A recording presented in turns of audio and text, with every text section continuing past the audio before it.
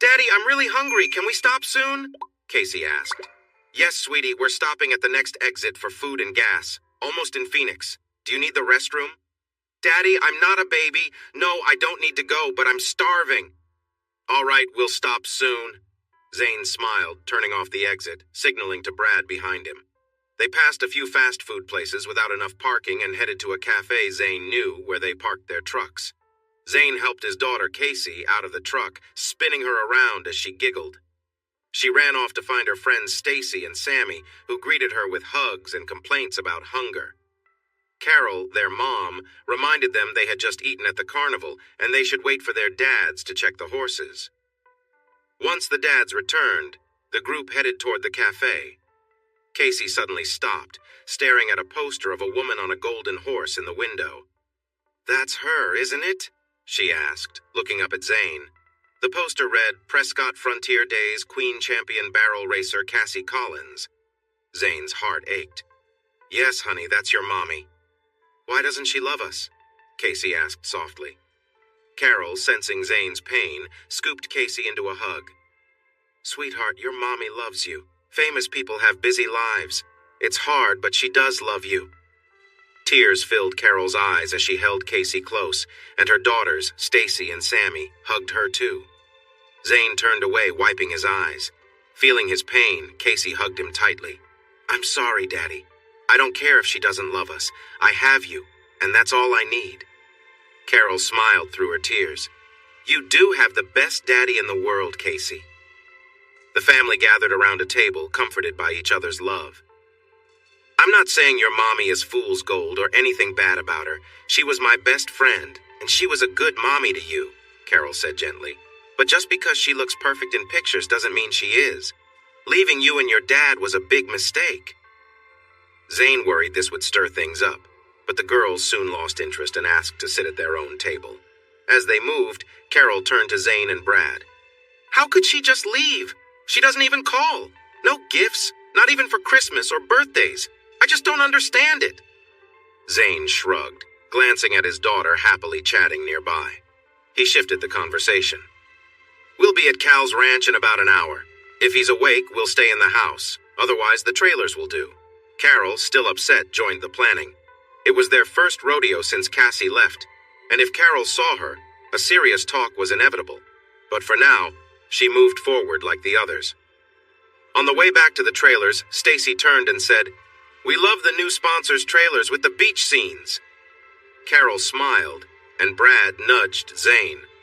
Your new oil contacts are doing wonders. Even if we don't win the rodeo, we'll enjoy the ride. As the engine started, Casey fell asleep, and Zane's mind wandered back to high school. He remembered Cassandra, the girl who had captivated everyone when she moved to Texas from Tennessee. Her charm won over both boys and girls, though she stayed just out of reach. Zane, determined, found his chance when she needed help with school. He was the top student, and though balancing rodeo and studies was tough, he gladly made time for her. Their study sessions often ended with a trip to Dairy Queen before Zane drove her home. Mrs. Collins was grateful for Zane's help and invited him for dinner, though her husband's absence on those nights left Zane uneasy. Still, Zane enjoyed spending time with Cassandra and her mom, so he didn't dwell on it. One evening after dinner, Cassandra walked him to his truck, took his hand, and pulled him close. Smiling, Zane leaned in for their first kiss. Zane had always been told he was a good kisser, but when he and Cassandra shared their first kiss, something magical happened, leaving them both breathless. Zane was deeply in love, and he thought Cassandra felt the same until she accepted a prom date with Jimmy, a senior. Cassandra insisted it was just for fun since Zane, a sophomore, couldn't go. Hurt, Zane convinced Suzanne, Jimmy's ex, to take him to the prom as a surprise. As the prom approached, Cassandra felt confused by Zane's sudden absence, but pushed through, excited for the big night with her perfect dress and charming date. Despite her giddiness, she knew she had no plans to be intimate with Jimmy. Her heart still belonged to Zane. On prom night, Cassandra and Jimmy arrived late, stealing the spotlight as they walked into the ballroom. But the attention soon shifted when Suzanne entered with Zane by her side. Zane looked sharp, and Suzanne radiated confidence, drawing admiration from the crowd. Tension filled the air as both couples moved around the room, each trying to enjoy the night. Suzanne played the role of Zane's new girlfriend flawlessly, while Cassandra struggled with Jimmy's lack of manners on the dance floor. When the votes were counted, Suzanne was crowned prom queen, and Jimmy became prom king. During their dance, Jimmy awkwardly began to apologize to Suzanne. Meanwhile, Cassandra couldn't resist pulling Zane onto the dance floor, trying to apologize for her own mistake. 10 years later, as Zane drove from Phoenix to Prescott, he wondered if that night had been the start of something real or an early warning sign he had ignored. Early the next morning, Cal knocked on the door of their living quarters with coffee and breakfast, letting them know the horses were fed and ready. They quickly dressed and made their way to the house, where Rosa welcomed them warmly with fresh tortillas, salsa, and breakfast tacos. The food was always amazing, and they were as grateful for Rosa as they were for Cal. He had hired her shortly after his wife passed away, and Rosa, a kind woman of 35, had come to his door offering help. Cal hired her immediately. Rosa had suffered great loss. Her husband and son were killed by a drug gang that tried to take boys from their village. When they resisted, they were shot. But their bravery inspired the villagers to drive the gang away. With nothing left, Rosa left her village and crossed the border into the U.S., eventually finding work on Cal's farm. 2 years later, she wore his ring and was expecting their child. After dinner, Cal announced he was taking the girls shopping for the rodeo. Rosa laughed, saying she needed clothes for after the baby arrived, knowing how much Cal adored her. The men, meanwhile, prepared the horses for their journey to Prescott, Arizona home of Frontier Days, one of many rodeos claiming to be the world's oldest. Brad and Zane had a strong season, placing in the top 5 at major Texas rodeos and winning big at Houston and San Angelo. Their success put them $8,000 ahead in team roping, and Zane $7,000 ahead in calf roping. With the National Finals Rodeo in Las Vegas looming, the prize money was tempting. The team had to decide. Should they chase the national tour or stick to their local circuit? For Zane, it was tough. After Cassandra left to pursue barrel racing, he stepped back from the national tour to focus on his daughter and the ranch. Brad, with fewer ties, had kept competing for 2 more years, but now faced the same choice: continue to Vegas or stay in Texas. Everyone had said Zane was a good kisser, but when he and Cassandra kissed, something special sparked between them. The goodbye kiss left them both breathless, and Zane believed they were in love until she accepted a prom date with Jimmy, a senior. Cassandra told Zane it was just for fun, since Zane, as a sophomore, couldn't attend the junior-senior prom. Though hurt at first, Zane grew angry and convinced Suzanne, Jimmy's ex, to take him to the prom. They kept their plan secret to surprise their exes. In the days leading up to the prom, Zane avoided Cassandra, who grew confused and upset. Her mom tried to explain why Zane might be hurt, but Cassandra was set on going, even though deep down she knew it was a mistake. She reassured herself that she and Zane weren't official, so it shouldn't matter. Prom night arrived, and Cassandra, with Jimmy by her side, made a grand entrance. All eyes were on them until Suzanne arrived with Zane, turning heads once again. They both played their parts perfectly, moving through the room and dancing to win votes for prom king and queen. When the results came in, Suzanne was crowned prom queen, and Jimmy took the title of king. As they danced, Jimmy awkwardly tried to apologize to Suzanne, while Cassandra grabbed Zane for their own dance and apology. 10 years later, driving from Phoenix to Prescott, Zane wondered if that moment had been the start of something beautiful or an early sign he had ignored. The next morning, Cal knocked on the door, bringing coffee and breakfast. He had already tended to the horses, and Rosa greeted them warmly in the kitchen with fresh tortillas, salsa, and breakfast tacos waiting. Zane and Casey supported themselves by selling cattle from their ranch, while Zane used his past rodeo winnings and income from training horses to invest in real estate and mineral rights in the Delaware Basin. His investments were guided by Cal, who had access to valuable insider information. Though it was risky, Zane took the leap and invested nearly all his savings. Brad, more cautious, put in half of what he had. 4 years later, both were thrilled with the results. Their earnings allowed Brad to upgrade his home with a pool and deck, while Zane bought an additional 320 acres, expanding his ranch to 960 acres of beautiful Texas hill country. The land's value had doubled, proving Zane's investment wise. With their financial success, they could choose whether to focus on business or chase rodeo championships. Coastal, their sponsor, sweetened the deal by increasing support, covering travel costs, and giving them trucks with a stunning beach-themed design that turned heads on the road. Despite their success, Zane faced personal heartache. Cassie, his wife, had left 4 years earlier to pursue the rodeo tour full-time. Zane had tried to convince her to stay and focus on their family, especially their young daughter, Casey. But her father urged her to seize the opportunity and she left with him, promising to return soon. Those promises faded as time passed, calls dwindled to once a week, then only on holidays and birthdays. Her visits became rare, and she seemed distant when she did return. Over time, Zane heard troubling stories from friends about Cassie's behavior on the road, partying, broken promises, and bad influences from her father. Eventually, Zane asked for proof, struggling to accept how much she had changed. It was a risky move, but Suds had a good feel for the steer and the barrier. Zane threw his rope on the second hop, catching the steer's horns perfectly. Brad followed, looping the legs cleanly, and they finished in 2 seconds. It wasn't their best, but it was the fastest time of the event so far. The announcer made sure everyone noticed. With 30 teams still to compete, their win wasn't guaranteed, but it was a strong run. Sonny, a fellow cowboy, joked, "Why do we even try when you're here? Rick and Joe took 8. 4 seconds on that steer last night, and you made it look easy." Brad grinned. "Thanks to Zane's skills." Afterward, Sonny invited Zane to host the traditional sing-along, and Zane agreed, knowing the kids wouldn't let him say no. Then he warmed up Junior for calf roping.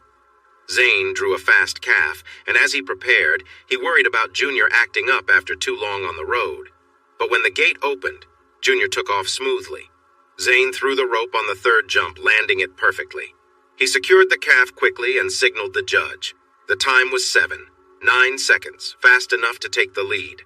Later, families gathered in front of Zane's trailer for the sing-along. Kids roasted marshmallows while Brad lit a fire pit. Zane grabbed his guitar and, along with Terry on banjo, led the group in songs like Red River Valley and Oh, Susanna. Parents and kids alike joined in. As the night went on and the children grew sleepy, they were tucked into their trailers, and Zane returned to find 3 young barrel racers listening from the back of a pickup, quietly enjoying the music. The barrel racers had moved closer but stayed behind the chairs. When Zane waved them up front, they jokingly declined, saying the tailgate was too comfy. Once the kids were asleep, the adults brought out drinks, and Zane accepted a Lone Star beer. As Terry played the banjo, Billy the Kid, a fun-loving bull rider, joined in with his harmonica. They kicked off the night with George Strait favorites like Amarillo by Morning and The Cowboy Rides Away, followed by Garth Brooks' The Beaches of Cheyenne, and Aaron Watson's tribute to Lane Frost. To lift the mood, they switched to upbeat songs like Meet Me in Montana and Wildwood Flower.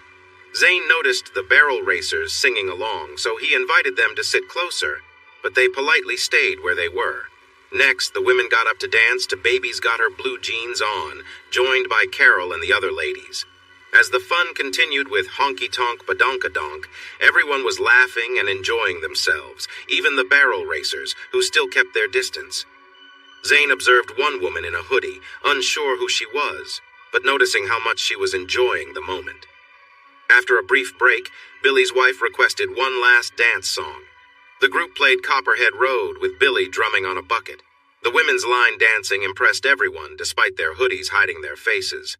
As the night winded down, Zane sang Tennessee Whiskey, then a tribute to songwriter Bob McDill, playing songs like She Don't Know She's Beautiful and Good Old Boys Like Me.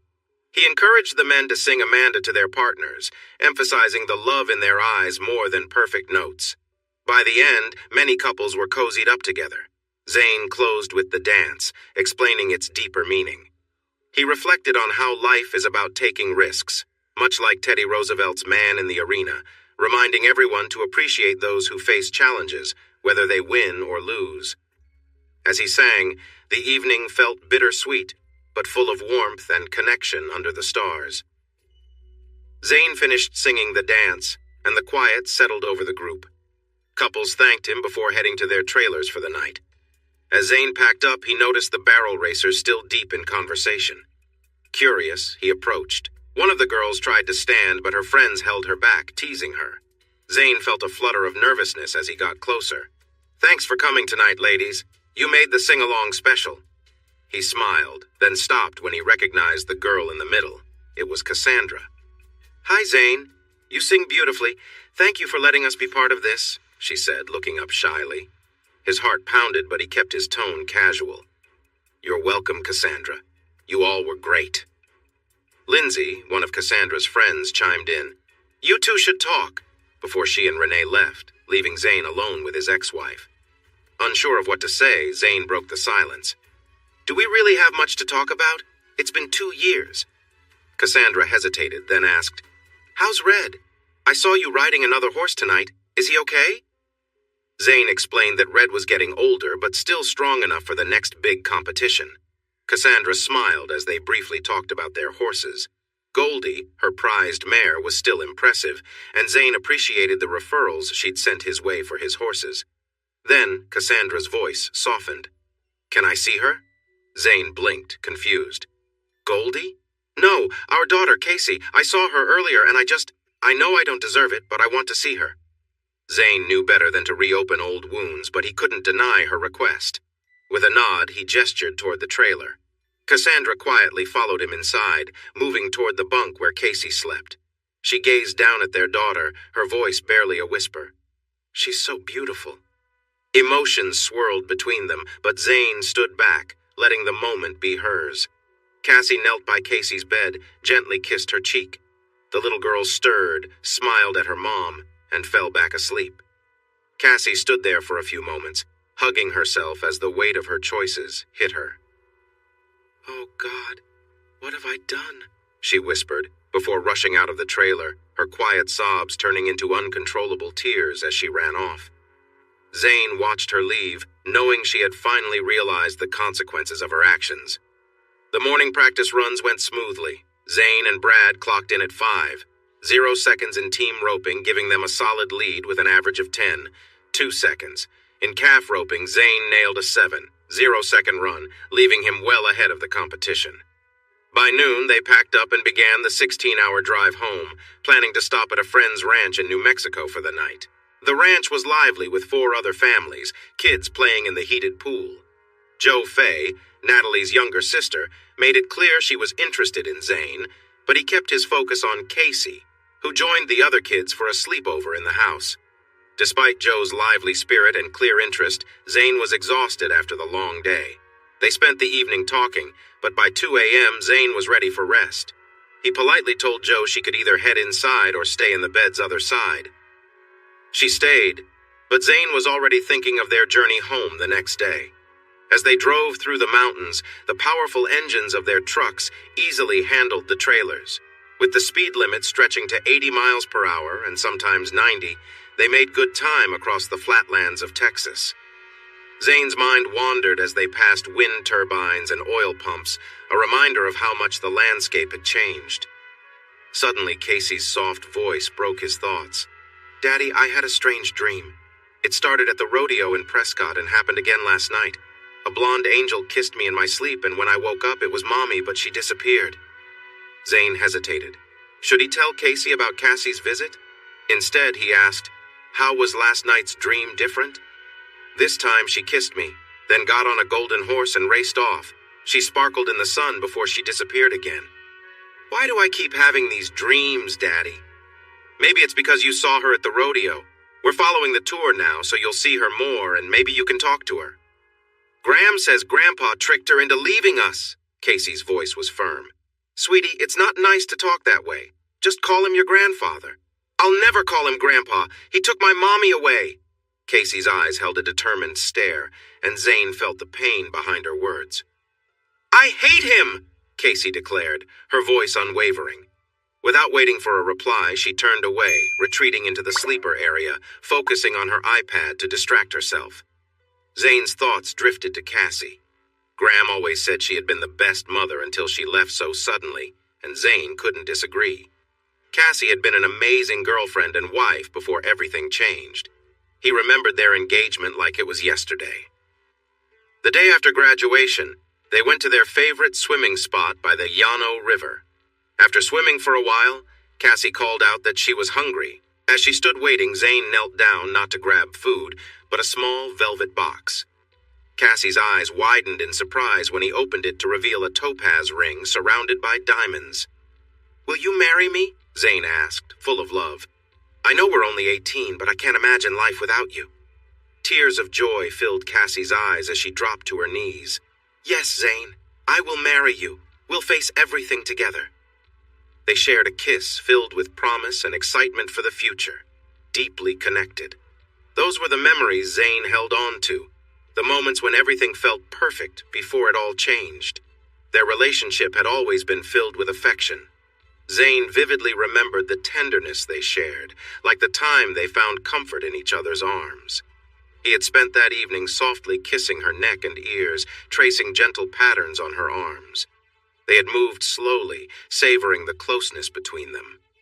Cassie's soft sighs, her warm response, made the moment feel intense. When they lay together afterward, it wasn't just about physical connection, it was something deeper. They had shared many affectionate moments before, but that one felt different, more profound. Cassie had held on to him tightly, both of them lost in the moment, overwhelmed by their emotions. "Wow," Cassie had whispered afterward, wonder in her voice. "I've never felt anything like that."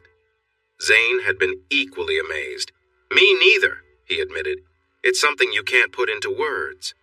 They stayed wrapped in each other's arms, savoring the intimacy and warmth that followed. Even though they were young, they both knew that moment was something they'd never forget, a shared bond that had once made them inseparable. Their bond only grew stronger as they explored new feelings together, deepening their connection. Cassie tried different movements, enjoying the moment as Zane responded with pleasure.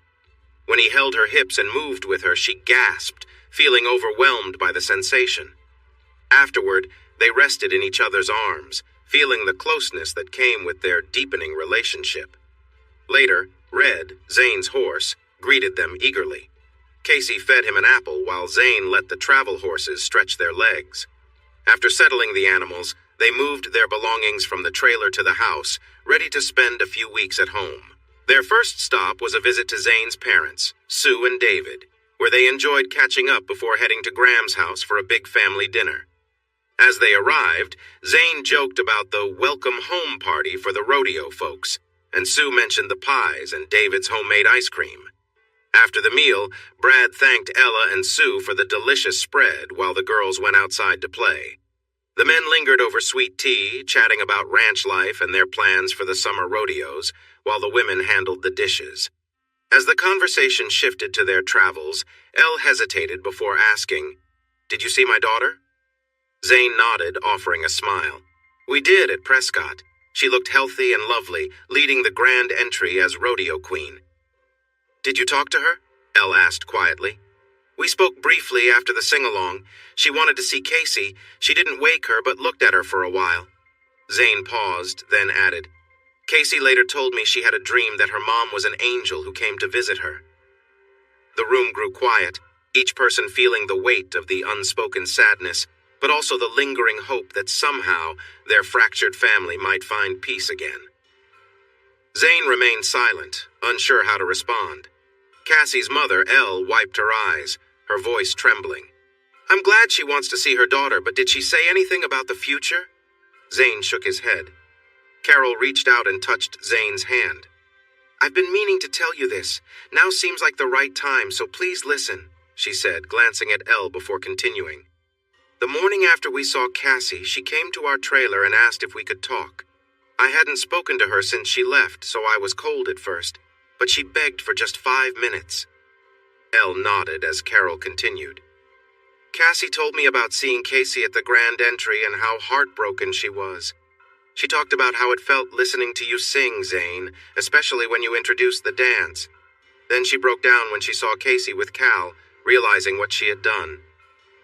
Carol paused, her voice wavering. "I told her something I probably shouldn't have, Elle, but it just came out. I shared what Casey asked Zane when she saw her poster in Phoenix. She stared at it for a long time, then turned to Zane and asked, "Why doesn't she love us, Daddy?"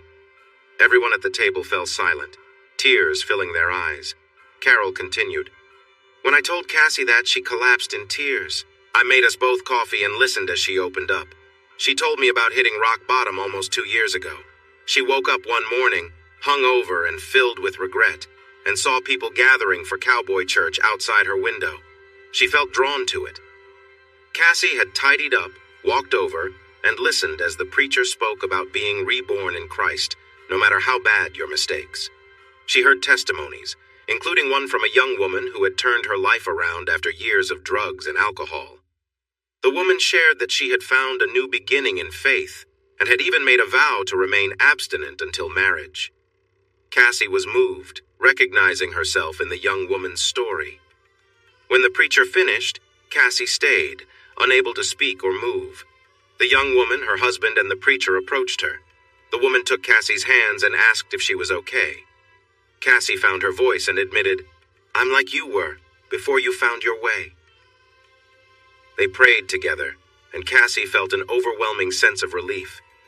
The preacher blessed water from a nearby trough and gently poured it over Cassie's head, symbolizing her cleansing. She wept, feeling as though a weight had been lifted from her soul. She said that moment changed her, Carol finished softly, but she knows it doesn't erase the pain she caused. She's trying to make amends, starting with Casey. Zane sat quietly, taking it all in. Elle wiped her eyes, trying to hold back her emotions. It was a lot to process, but it gave them a glimpse into Cassie's struggle for redemption. The young woman at Cowboy Church encouraged Cassie to make a promise to give up alcohol and drugs and start fresh. Moved to tears, Cassie agreed, spoke her pledge aloud, and signed a promise card. Carol paused, looking at Zane. "I can see you're all as surprised as I was." Zane was speechless, shocked by the transformation. Cassie had never been deeply religious, only attending church with him because her family didn't have one. The idea that she had found faith and was recovering from her past was hard for him to process. Taking a deep breath, Zane asked, "How much of this do you believe, Carol? If she's been clean for almost 2 years, why hasn't she tried to reach out? Why stay away from her daughter and family?" Carol nodded. "I asked her the same thing. She told me her guilt was overwhelming. She felt her mistakes were so serious that she didn't deserve to see her daughter or her family again. But recently, her mentor encouraged her to face her fears and try reconnecting. She was scared you'd be angry, but you were kind and let her see Casey, which gave her hope." Carol continued, recounting Cassie's words. "I never stopped loving Zane and Casey, even at my lowest. I regret what I became, and I know it's hard to believe, but I was lost. My father convinced me that drugs would help me succeed, and I believed him. I thought Zane and Casey were burdens, but now I see how wrong I was. My choices spiraled out of control, and by the time I realized it, I was sick and lost. But that Sunday morning at Cowboy Church, I felt something change. I've been clean for 2 years, and I'm hoping to be part of Casey's life again." The room was silent, everyone processing what Carol had shared. Elle, her voice trembling, asked, "Did you get her phone number? I'd like to talk to her." Carol nodded and offered to text it to anyone who wanted it, including Zane, even though he remained quiet. Later that night, Zane put Casey to bed, still thinking about Cassie's revelations. His world had been turned upside down again. In the following weeks, Zane and Brad focused on their ranches and took some time off before hitting the rodeo circuit again.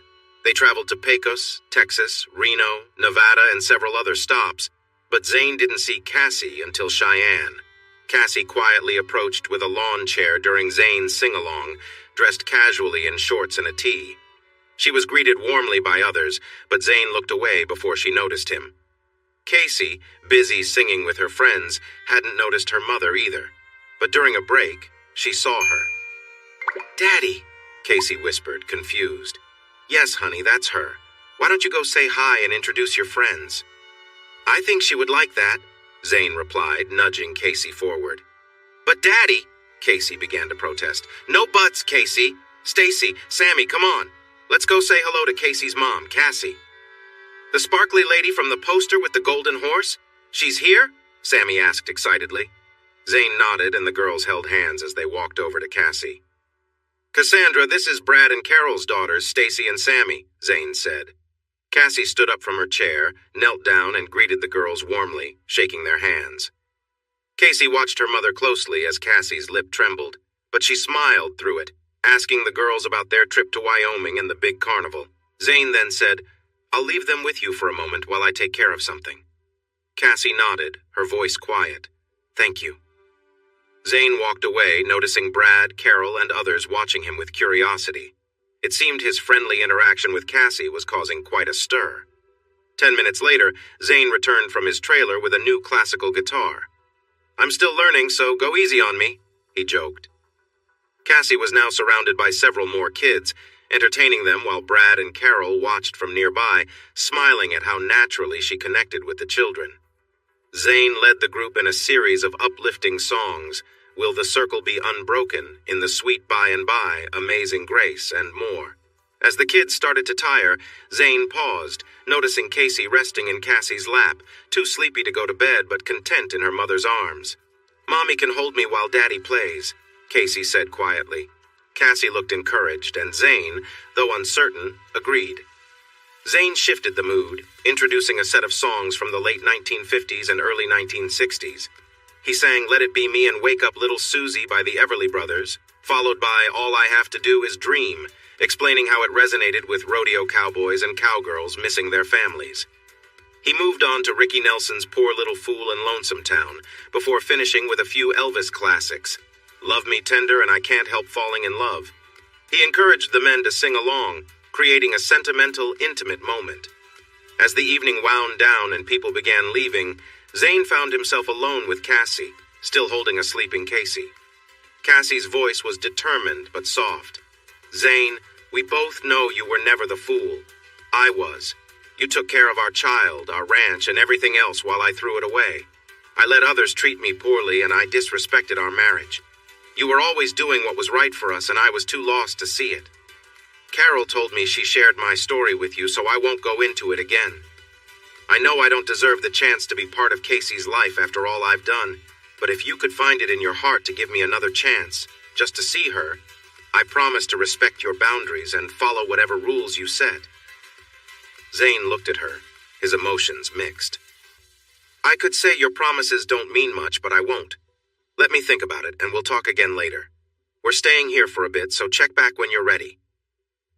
Cassie looked relieved. "Would you like to put her to bed?" Zane took Casey and carried her to bed. That night he had a strange dream of a blonde figure asking for help, waking up in the cold Wyoming morning feeling unsettled. 2 days later, after a successful day in team roping and calf roping, Brad and Carol invited Zane to host another gathering. Brad promised to grill hot dogs and burgers if Zane led another sing-along. Zane, eager to practice more on his new guitar, happily agreed. After dinner, Zane had the kids singing along to cheerful songs like "She'll Be Coming Around the Mountain" and "I've Been Working on the Railroad." They paused for dessert, but the relaxed atmosphere was interrupted when a loud pickup truck pulled up, blaring music. A voice shouted, "Hey Zane, good to see you back. We appreciate you letting us enjoy the good times." Recognizing the voice, Zane calmly picked up a couple of rocks from the ground, ready for trouble. Casey, sitting on her mom's lap, looked confused while Cassie appeared upset. Without getting up, Zane shouted, "Why don't you boys come over here and talk? I can't hear you over that music." "Nah," Rick yelled back. "You sit there and sing to your wives. We'll have our fun while you're gone." The crowd stood up as Rick revved his engine and spun the truck's tires on the gravel. Zane threw one rock through the open driver's window, hitting Rick on the chin and silencing the music. The second rock shattered the windshield and hit the passenger. Rick lost control, bumping into a post by the horse barn. His truck stalled, and the passengers inside began shouting, "Let's go! They're coming for us!" As a group of cowboys reached the truck, some lifted the back wheels off the ground while others pulled open the doors. Rick revved the engine, but it was no use. The 4 young men were dragged out of the truck and taken into an empty barn. Zane didn't join the scuffle, but arrived at the barn just in time to see Rick get punched in the stomach. A large man pulled back his fist to strike again, growling, "You think you can talk like that?" "Wait," Zane called out. The man paused, surprised. "Come on, Zane, we're just handling business." Zane stepped forward. This one is mine. Rick, you had a lot to say earlier. Why don't you repeat it now, face to face? Rick, trying to save face, smirked weakly. We were just joking, Zane. Wanted to welcome you back, that's all. Zane's voice grew cold. Still a coward, I see. You can't handle pressure, and you can't face a man alone. Here's what's going to happen. You and your friends are going to hand over your belts and take the punishment you deserve, or we can drive your truck off the canyon with you in it. Your choice. One of Rick's friends panicked. I didn't know this would happen. I thought we were just hanging out. Please, let me go. Another started crying, pleading not to be harmed. Zane stepped closer, giving them a hard look. All right. You either take your punishment or face the cliff. What's it going to be? One of the boys reluctantly handed over his belt, trembling. Zane turned back to Rick, grabbing him by the collar and lifting him to his toes. You think you're untouchable, Rick? You're about to find out otherwise. Zane held Rick by the collar, the tension thick in the air. Maybe I should mess you up before we finish this. But don't worry. No one's going to hear from you again, he said, watching Rick's face turn pale. After a long silence, Zane released Rick, who gasped for air, visibly shaken. I'm sorry, Rick stammered. Shut up, Zane interrupted. I don't want your apology. You've got two choices. Hand over your belt or let Brad handle this another way. What's it going to be? Rick, trembling, unhooked his belt. Whipping, he muttered, his voice weak. Zane took the belt and ordered, Now get your pants down. Rick hesitated, but Zane lifted him by the collar again. This isn't just about what you said tonight. This is for all the people you've bullied and hurt, hiding behind your dad's money. That ends now. Rick, his fear evident, unbuttoned his jeans and dropped them. He obeyed Zane's command to kneel, and Zane delivered a hard strike with the belt. Rick cried out, and someone gagged him to stifle the noise. Brad and Clay followed with their own strikes, each blow harder than the last. Rick collapsed, unconscious from the pain. Who's next? Clay asked, glaring at Rick's terrified friends. The remaining boys, shaking and crying, quickly surrendered, nodding in agreement that they had learned their lesson. Brad stepped forward. Good. Now take your friend back to the truck. And listen closely. If you try to bring the law into this, you'll regret it. The boys hoisted Rick into the truck bed, one of them driving them away in silence. As they left, the men returned to their families, apologizing for being gone so long and eager to put the incident behind them. Zane picked up his guitar, apologizing for the long break, and asked if the group wanted to continue the sing-along or call it a night. The peaceful evening resumed, with the tension from the confrontation fading. Rick's behavior changed overnight. The next day he drove carefully, sitting on a pillow for comfort, rumors swirling about what had happened. Tales of his bad behavior finally catching up to him spread through the rodeo circuit. Though the darker details were left unsaid, everyone knew he'd been humiliated. Before long, Rick stopped coming to rodeos altogether and no one missed him. The general sentiment was, good riddance. After a brief sing-along, Cassandra took Casey to Zane's trailer, tucked her into bed, and kissed her goodnight. Then she began telling Zane her story, starting with when she and her father left the ranch to chase their dreams, to the moment everything spiraled out of control, and finally, her eventual reckoning. Zane listened quietly as Cassandra revealed the loneliness she felt after leaving home, and how her father mocked her marriage and daughter, introducing her to alcohol and drugs. She admitted resisting at first, but after winning a major rodeo title, she fell deeper into her father's influence.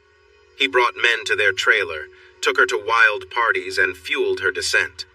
Cassandra spoke of waking up hungover, dreading the media, and the brief, degrading acting roles her father pushed her toward.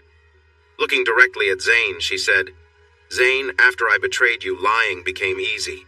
I used substances to numb the pain of what I'd done to forget you and Casey. I reached out only during holidays because it was too hard to face my reality. Yes, everything you heard about me is true. I made terrible choices.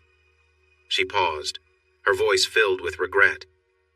It was easy to take the pills and use any man to forget how far I'd fallen.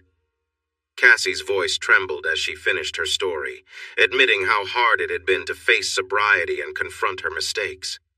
Being sober forced her to confront the memories of everything she'd lost, Zane, her daughter, her friends. Her so-called friends had turned out to be people like Rick, and she had spiraled, trapped in a life she couldn't escape. But then, something bigger intervened, pulling her out of the darkness. It was past 3 in the morning by the time she finished. Exhausted, Zane offered her a place to sleep in the bunk above Casey, hoping it would help them reconnect. Cassie declined, but invited him to breakfast at her trailer the next morning. He agreed, and they said their goodbyes. Alone, Zane mulled over everything she had said. Part of him wanted to dig deeper, ask about her past relationships, but he knew it wouldn't change anything. He already had the pictures, the stories. His imagination had filled in the blanks.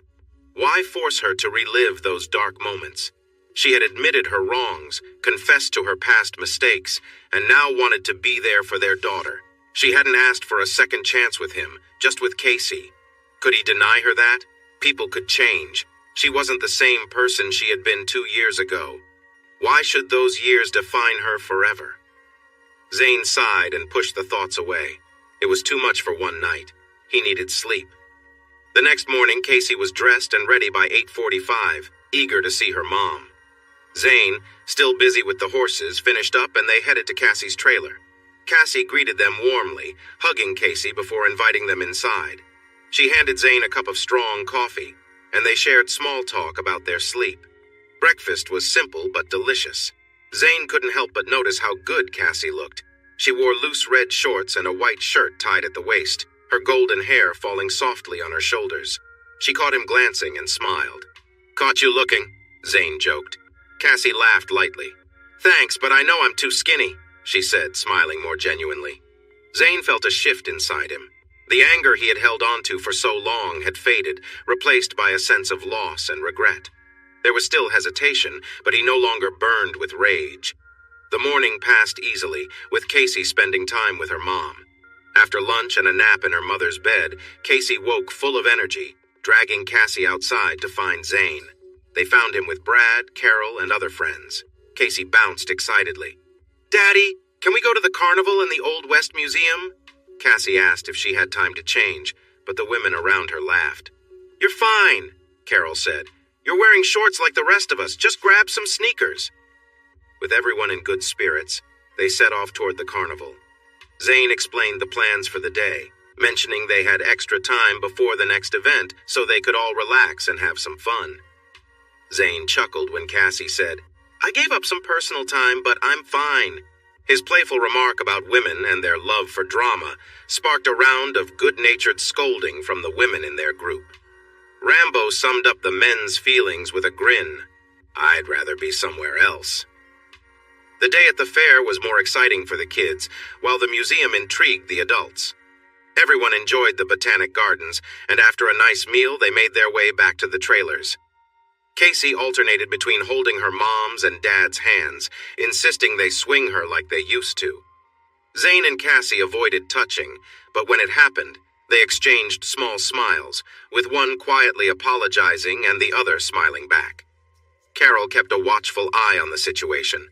While she noticed the occasional shy glances and accidental touches between Zane and Cassie, she remained cautious, not completely trusting Cassie yet. However, Cassie's behavior seemed playful rather than manipulative, and Carol relaxed a little. Even the men weren't immune to noticing Cassie, with Brad sneaking a glance as she tied her shoes. Carol nudged him with a smirk, and he shrugged, saying without words, "Men are men." Judy and Sarah also played into the attention, knowing they enjoyed being admired just as much. Later that evening, they gathered for a relaxed meal of grilled burgers and sausages. Zane noticed Cassie quietly praying before each meal, but never asking others to join her, keeping it private. As the cool Wyoming night settled in, they wrapped up around 9:30 and said their goodbyes. When Zane asked Cassie to help get Casey ready for bed, Cassie was pleasantly surprised. She gladly accepted, read 2 books to Casey, and helped her say her night prayers. "I love you," Casey said, giving both her parents a kiss before drifting off to sleep. Cassie's eyes filled with tears as she turned to Zane. "You really are the best daddy in the world. I'm so sorry for everything that happened and how it affected our daughter." Without waiting for a response, she quickly left for her trailer. Feeling more confused than before, Zane cleaned up and went to bed, where he once again dreamed of an angel needing his help. The next morning, Zane couldn't sleep, so he waited for the coffee to brew at dawn. As he took his first sip, a soft knock came at the door. He cautiously asked, "Who is it?" "It's Lindsay," came the reply. "I need to talk to you." Zane opened the door and confirmed it was Lindsay, one of Cassie's closest friends. He invited her in, offering her a cup of coffee. Lindsay sat at the table, her tone serious as she began.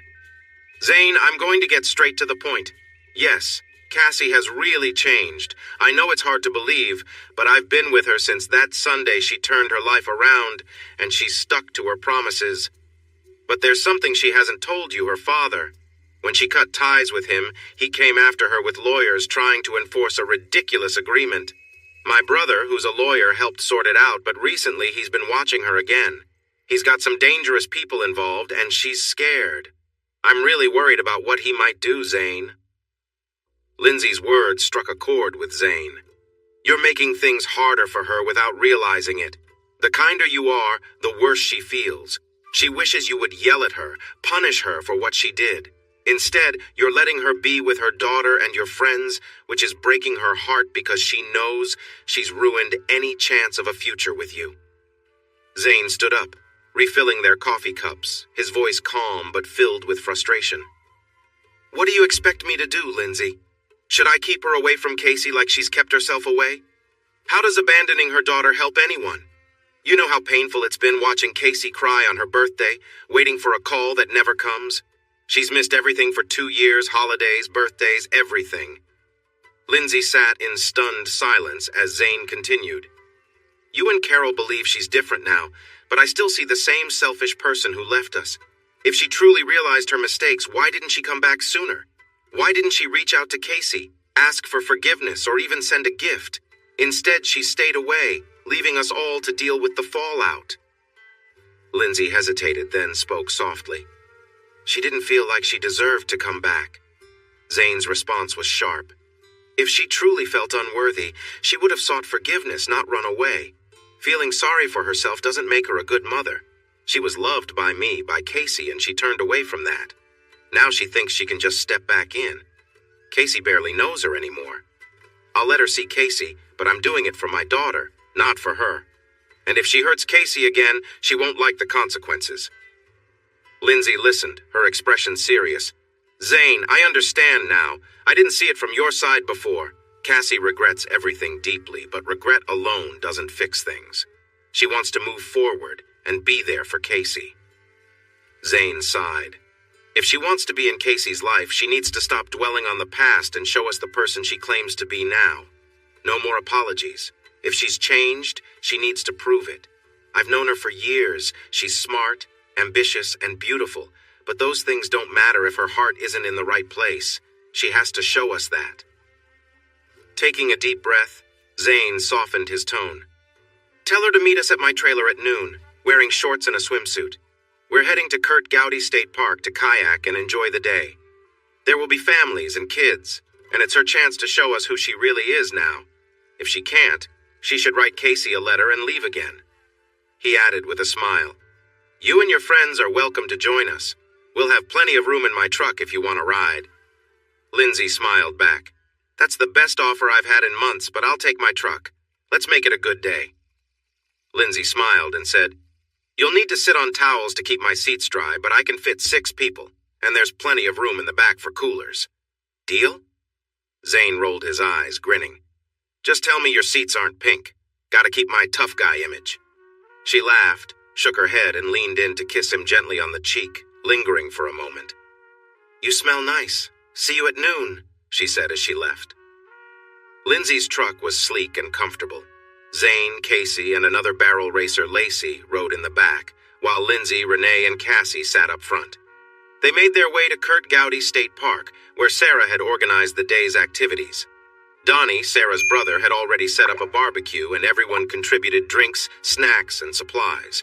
It was a perfect day for the kids, with a playground, ball games, and a cool lake for swimming. After a fun meal, the younger kids resisted nap time but fell asleep quickly, allowing the moms to relax by the water. Zane noticed that Cassie, after helping with cleanup and putting Casey down for a nap, joined the group in her swimsuit. Though modest, her presence caught the attention of several young men. Zane found it amusing and swam out to a floating raft to escape the scene. As he closed his eyes, the raft shifted. He opened them to see Cassie wringing out her wet hair. "Mind if I join you?" she asked. "I don't mind, but those guys on the beach might miss you," he teased. "They're busy planning a paddleboard trip," she said with a grin. "I told them no. Last time I tried that was when you took me to South Padre Island, and we both know how that went."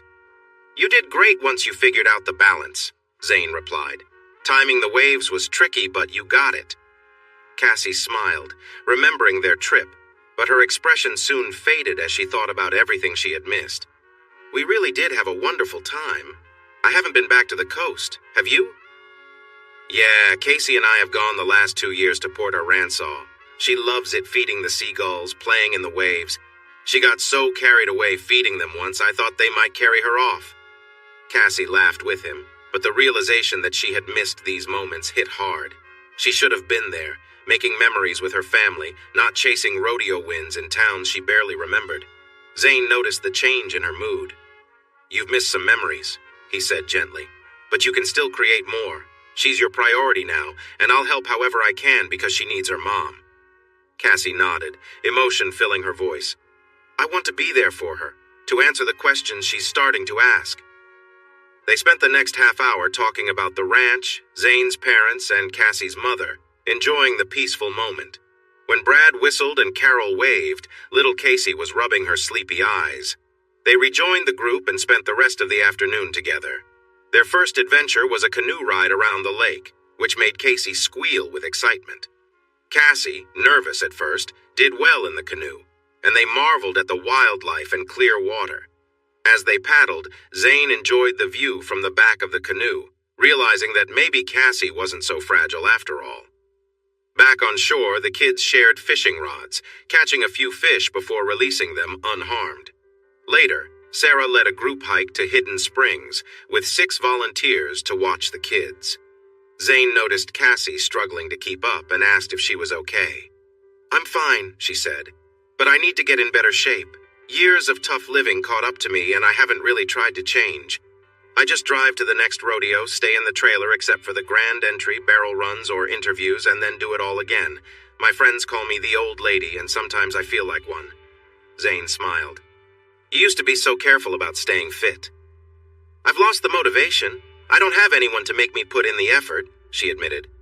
"You do now, your daughter," Zane reminded her gently. "You need to stay healthy for her." Cassie smiled warmly. "Yes, I guess I do." The Hidden Springs, while peaceful, weren't as impressive as expected. But Cassie, determined, kept up better on the hike back, sweating and breathing hard but pushing herself. That evening, they gathered for a casual dinner and sat in a half-circle of chairs. Renee sighed playfully. "If only we had someone to play guitar and lead us in song." Zane smirked. "Don't look at me, I didn't bring my guitar." "You didn't?" Carol chimed in. "But Bob and I did." She handed him his guitar. With a dramatic sigh, Zane gave in. "All right, but everyone's singing, even you tough bull riders hiding over there." The group laughed as the girls urged the boys to join in. Cassie sat up front with Casey and the younger kids, quickly becoming popular among them. Zane led everyone in classic Western songs like "She'll Be Coming Round the Mountain," with even the toughest cowboys joining in for the chorus. The group continued with the Yellow Rose of Texas, Ghost Riders in the Sky, and even some yodeling during Cattle Call. By the end, the rough bull riders were having as much fun as the kids, and they asked to join future sing-alongs.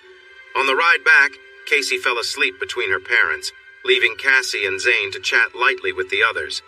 Cassie stayed quiet during gossip about crushes and tour mistakes, but seemed comfortable and engaged when the conversation shifted. After returning, Cassie carried Casey to bed, changed her into pajamas, and whispered, "I love you," before turning to Zane.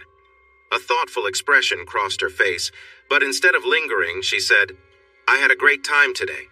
See you tomorrow," and left for her trailer.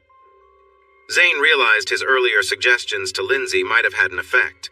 There were no apologies from Cassie today, just genuine effort to reconnect with Casey and the other parents.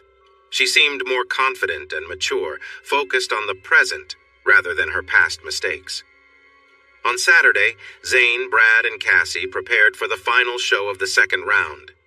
They knew the times they needed to beat for a spot in the finals. Zane and Brad worked smoothly with Suds, the steer, securing a time that was slower than usual but still good enough for second place and a finals position.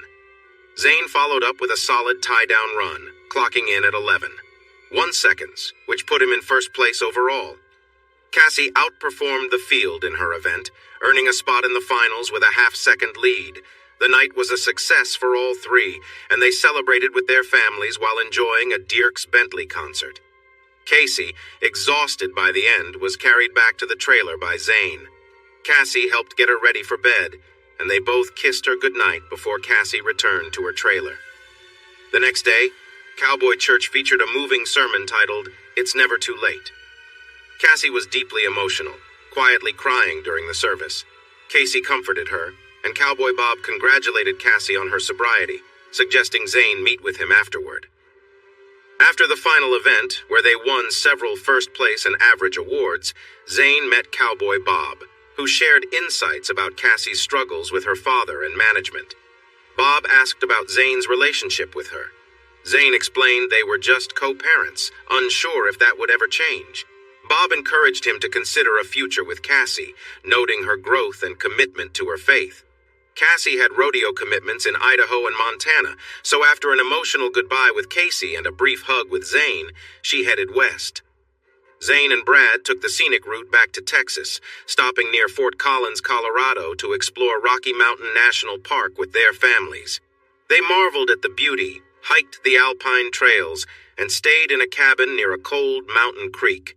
The kids were delighted by the icy water, and nights by the fire provided a cozy end to their days. The rest of the week took them to rodeos in Castle Rock, Colorado, and Dodge City, Kansas, as they continued their journey on the rodeo circuit. After winning more prizes in Dodge City, Zane and Brad began the long drive back to the Texas Hill Country. Tired from the late start, they stopped at a truck stop near Childress to rest before finishing the trip the next morning. Once back at the ranch, they unloaded the horses and started settling in when the phone rang. It was Graham Collins, inviting them to lunch with Grandmama, Grandpa Reese, and the Simpsons. Casey was thrilled, excited to share all about her time with her mommy.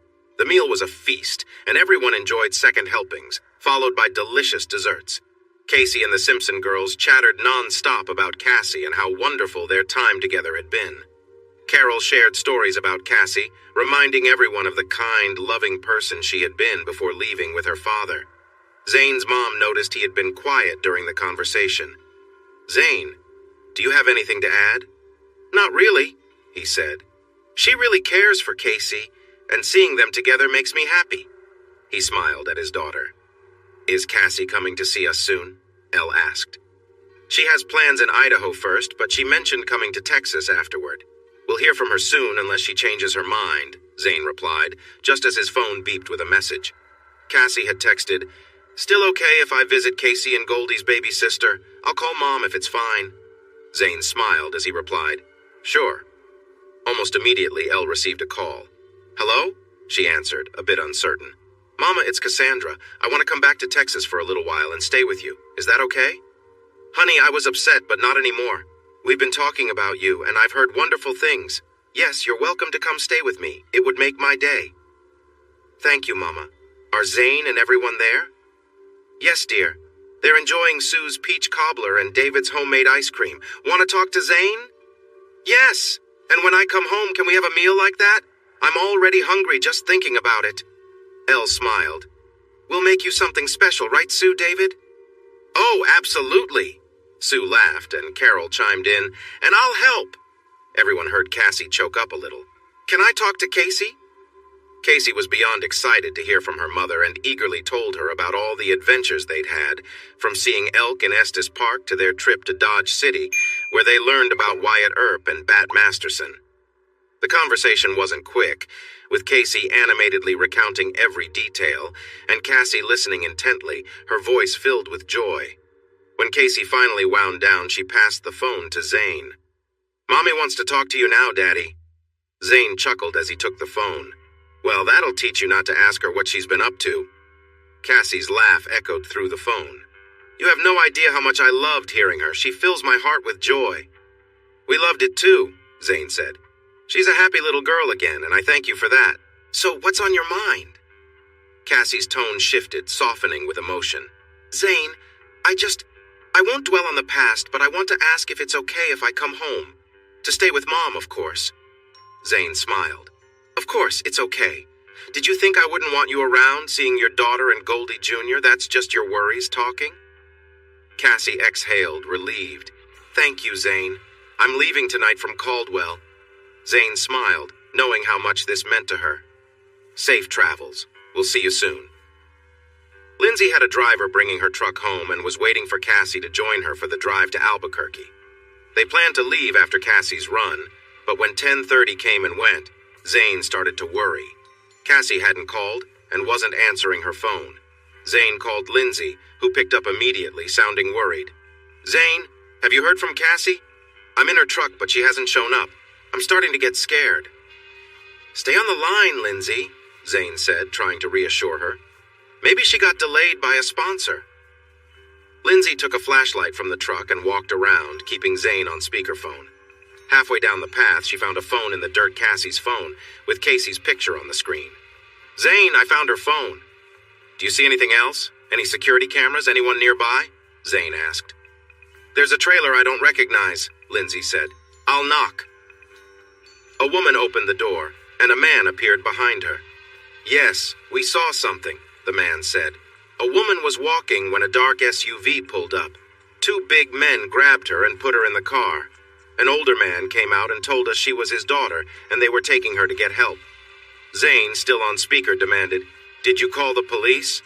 "No," the woman said. "The man said she had a drug problem." "You need to call 911 right now," Zane ordered. "You saw a kidnapping. This isn't something you ignore. Stay put and give the police every detail you can remember." Turning back to Lindsay, Zane said, "Stay with them, Lindsay. Get everything you can for the police. I'll call back in an hour." Zane hung up and immediately called his friend Cal for help. Then he called Elle, who contacted Sue, while Zane called Brad. Within an hour, David, Sue, and Elle were at Zane's house to stay with Casey, and Brad arrived to take Zane to Gillespie County Airport. Cal had arranged a private jet for Zane, and they needed to catch it in Fredericksburg. Brad drove Zane to the airport, and they made a quick stop for coffee, though Zane barely touched his. When the Embraer Phenom 300E touched down, Zane thanked Brad, dashed to the plane, and they were airborne within minutes. The jet had enough fuel to get straight to Albuquerque and then onward to Caldwell, Idaho. Just before dawn, they landed in Idaho, where Cal was waiting along with a group that included a sharp-dressed man, several young women, and 5 large men in camouflage. Cal approached Zane, a worried look on his face. "Glad to see you, my friend, though I wish it were under better circumstances. How are you?" Zane clenched his jaw. "I'm angry." Cassie had spent the last 2 years overcoming her addictions and building a new life, only to be kidnapped now. Zane was anxious, but had an idea of where she might be. "You mean the EMS place near Ketchum?" Cal asked. He put a reassuring hand on Zane's shoulder. "My team's got it covered. We gathered all the information we could about entertainment management services, EMS, and your ex-father-in-law." In the Suburban, Cal introduced his team, including Sandy, Jada, Jack the lawyer, and Steve, the security lead. They drove in a convoy with a modified Land Rover and a Jeep towing ATVs. "How well prepared are we?" Zane asked, wary of what they might face. "Zane, we're ready for anything short of an army," Cal reassured. "These guys know what they're doing." Zane took a breath. "So, what have you heard about Cassie?" Cal replied, "I heard she got clean and left Albert, but it was just gossip, nothing confirmed.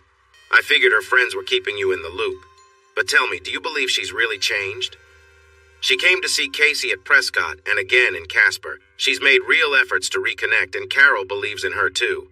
I've been impressed. She's off drugs, and most importantly, she'd left Albert until now," Zane said, worry creeping into his voice. "I'm afraid he wants to use her for money again. EMS looks shady too, probably in on it." Jack, the lawyer, spoke up from the front seat. They are definitely shady. Legally, their contract with Cassandra is on very shaky ground. The signature they have is either a forgery or made when she wasn't in her right mind. It's not valid, but they want her to sign something legit soon. Jada added, "We've seen the messages between Albert and EMS's director, Donovan Talbot. They want to make her the queen of the rodeo fancy clothes, flashy photo shoots, even mentioning Lady Godiva-style publicity. They need her to willingly sign a contract and be a compliant model," Jack continued. "Albert thinks he can get her back on drugs to control her. He's already ordered them. Their plan is to break her down, get her to comply, and then use her however they want." Sandy chimed in. "They've done this before with others promising fame, but it ends in exploitation, sometimes even in adult films. I'm not sure why they're so interested in Cassie. She's attractive, but she doesn't fit their usual type." Zane's jaw clenched. Because she's vulnerable and they think they can make her vulnerable again. Zane shrugged, unable to explain Cassie's charm to someone with colorful hair and piercings. Cal added, "Sandy, if you were a man, you wouldn't ask that. Cassie has that girl-next-door charm, like Farrah Fawcett. She's naturally captivating." "How much longer till we get there?" Zane interrupted. "I'm worried they might take advantage of her, and it's almost dawn." Steve chuckled. "Since we knew we wouldn't get there till dawn, we had some locals create chaos at the compound a few times overnight. They've been scared enough not to act on anything yet." Steve pointed ahead as they began climbing a winding mountain road. "This is the road to the compound. Everyone get ready." Sandy replied, "We've been monitoring. Cassie's still in a room by herself while the others hide in their so-called safe room." "So, what's the plan?" Zane asked. Steve reassured him, "Zane, if you need to use your gear, we're in big trouble. We've got 5 professionals and 5 locals, plenty for the 8 guards they have. Honestly, they're not well trained, just a bunch of folks hiding from government control." Jack, the lawyer, spoke up. "Albert thinks he can control her, but we know better. There are major legal problems for him and EMS if they keep this up. I intend to solve that today." Zane smiled darkly. "We wouldn't need this legal talk if Albert were out of the picture, right?" Jack hesitated. "I didn't hear that, Zane. Just hypothetical, right?" "Yeah, just hypothetical," Zane replied. Steve chimed in with a grin. "Let's focus on getting Cassie and rewriting those papers. If it doesn't go smoothly, we'll take Cassie, and we might have a little accident afterward. These old buildings, you know." Zane's face hardened. "Look, I won't allow Albert to mess with her again. He ruined her, ruined our family. When I saw that smirk on his face as she left, I knew I should have done something back then.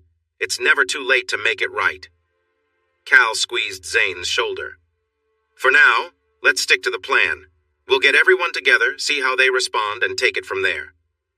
Zane nodded, arms crossed. He knew the package in his bag, the one he'd received back at the ranch, would definitely shake things up for Albert and the whole EMS team. They wouldn't know what hit them.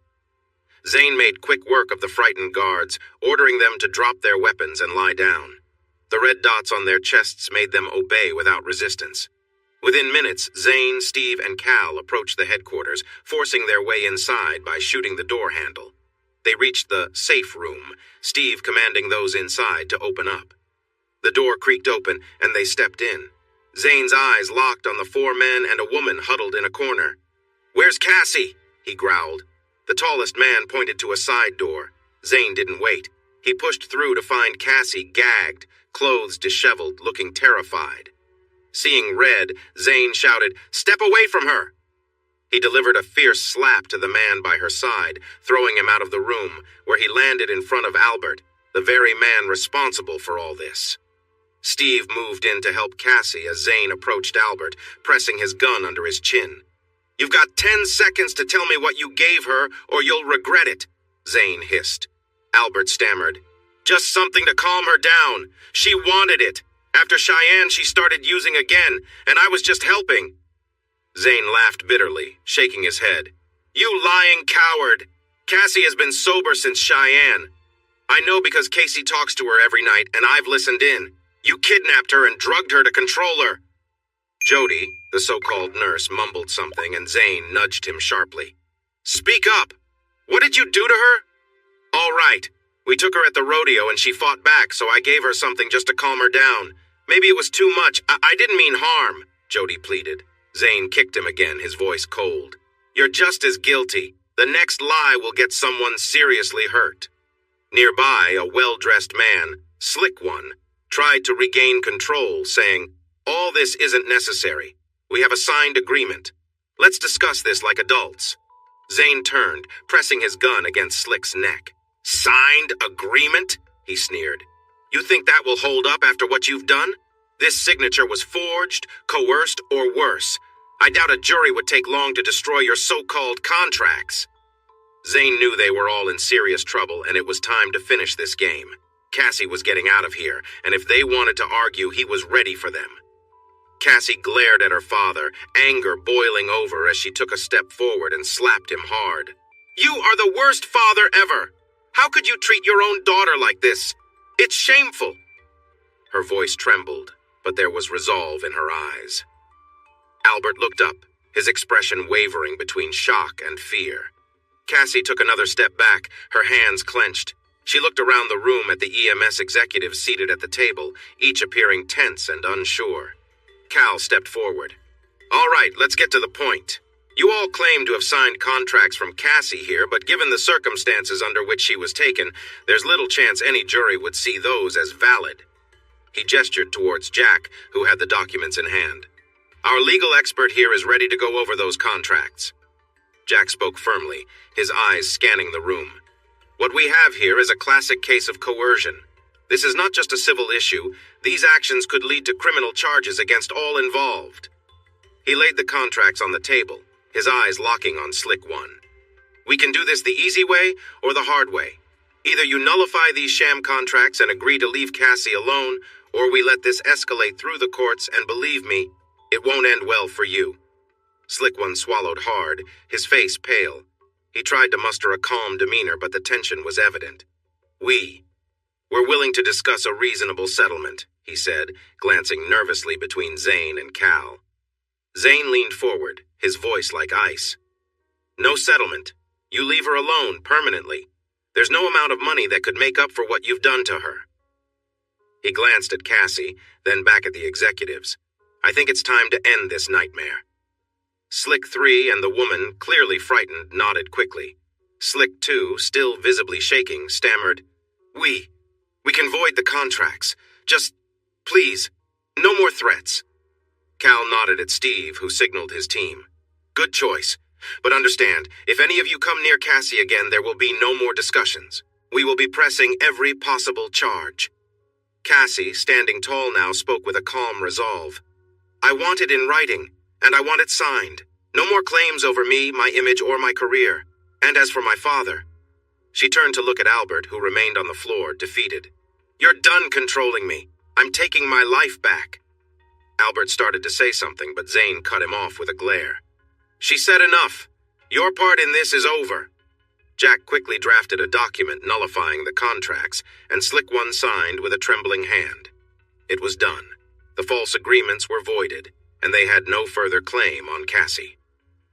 As they prepared to leave, Cassie turned to Zane, her eyes full of gratitude and determination. Thank you for coming for me, she whispered. Zane nodded, offering her his arm again. Let's go home, Cassie, he said softly. Together, they walked out of the building, leaving the chaos behind. Cassie knew it wouldn't be easy to rebuild her life, but for the first time in years, she felt truly free. And with Zane and Casey waiting for her, she knew she had something worth fighting for. Cassie slapped her father again, her eyes blazing with anger. She stepped back to Zane's side, her gaze then turning to the EMS group at the table. Oh no, she said, her voice trembling. These are the people he chose to help me? They tried to force me into things I would never agree to. Zane shrugged, his voice calm but biting. They've got contracts. Cassie papers, they say, you signed in the car with your father. They claim you agreed to movies, photo shoots, and whatever else they wanted, but we know it's not true and we'll prove it. Cassie looked bewildered, shaking her head. I never signed anything like that. Not even at my worst would I have agreed to this. Exactly. You weren't in your right mind. We're going to get to the bottom of this.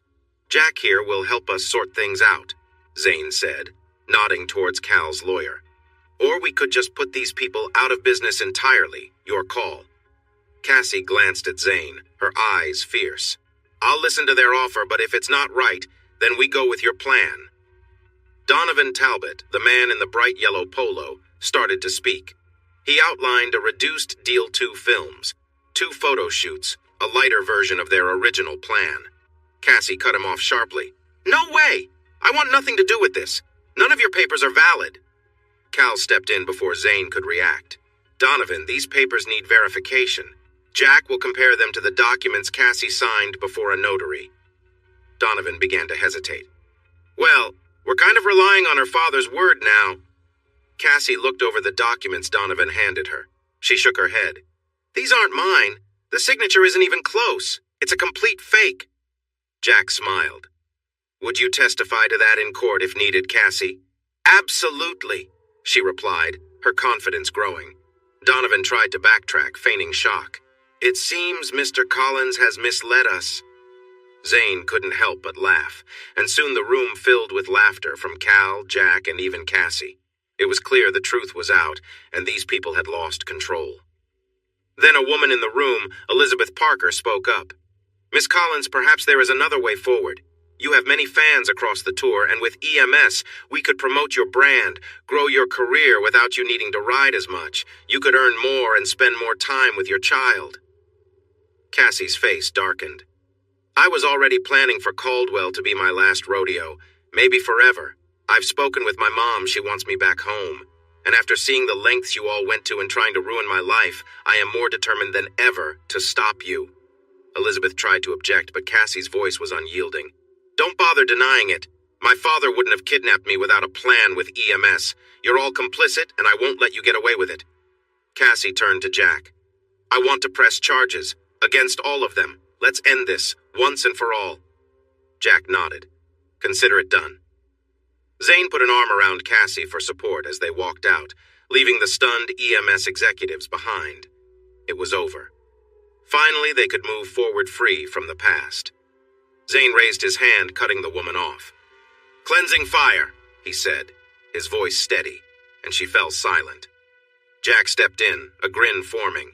You're barking up the wrong tree. Cassie granted Zane Reese power of attorney for her legal and business matters. She also signed a personal services contract with Mr. Reese and a management contract. So none of the deals she made with you are valid, not even the one involving Mr. Collins, Jack stated. Donovan and Cal helped Albert up from the floor as Jack made clear the inevitable downfall of EMS.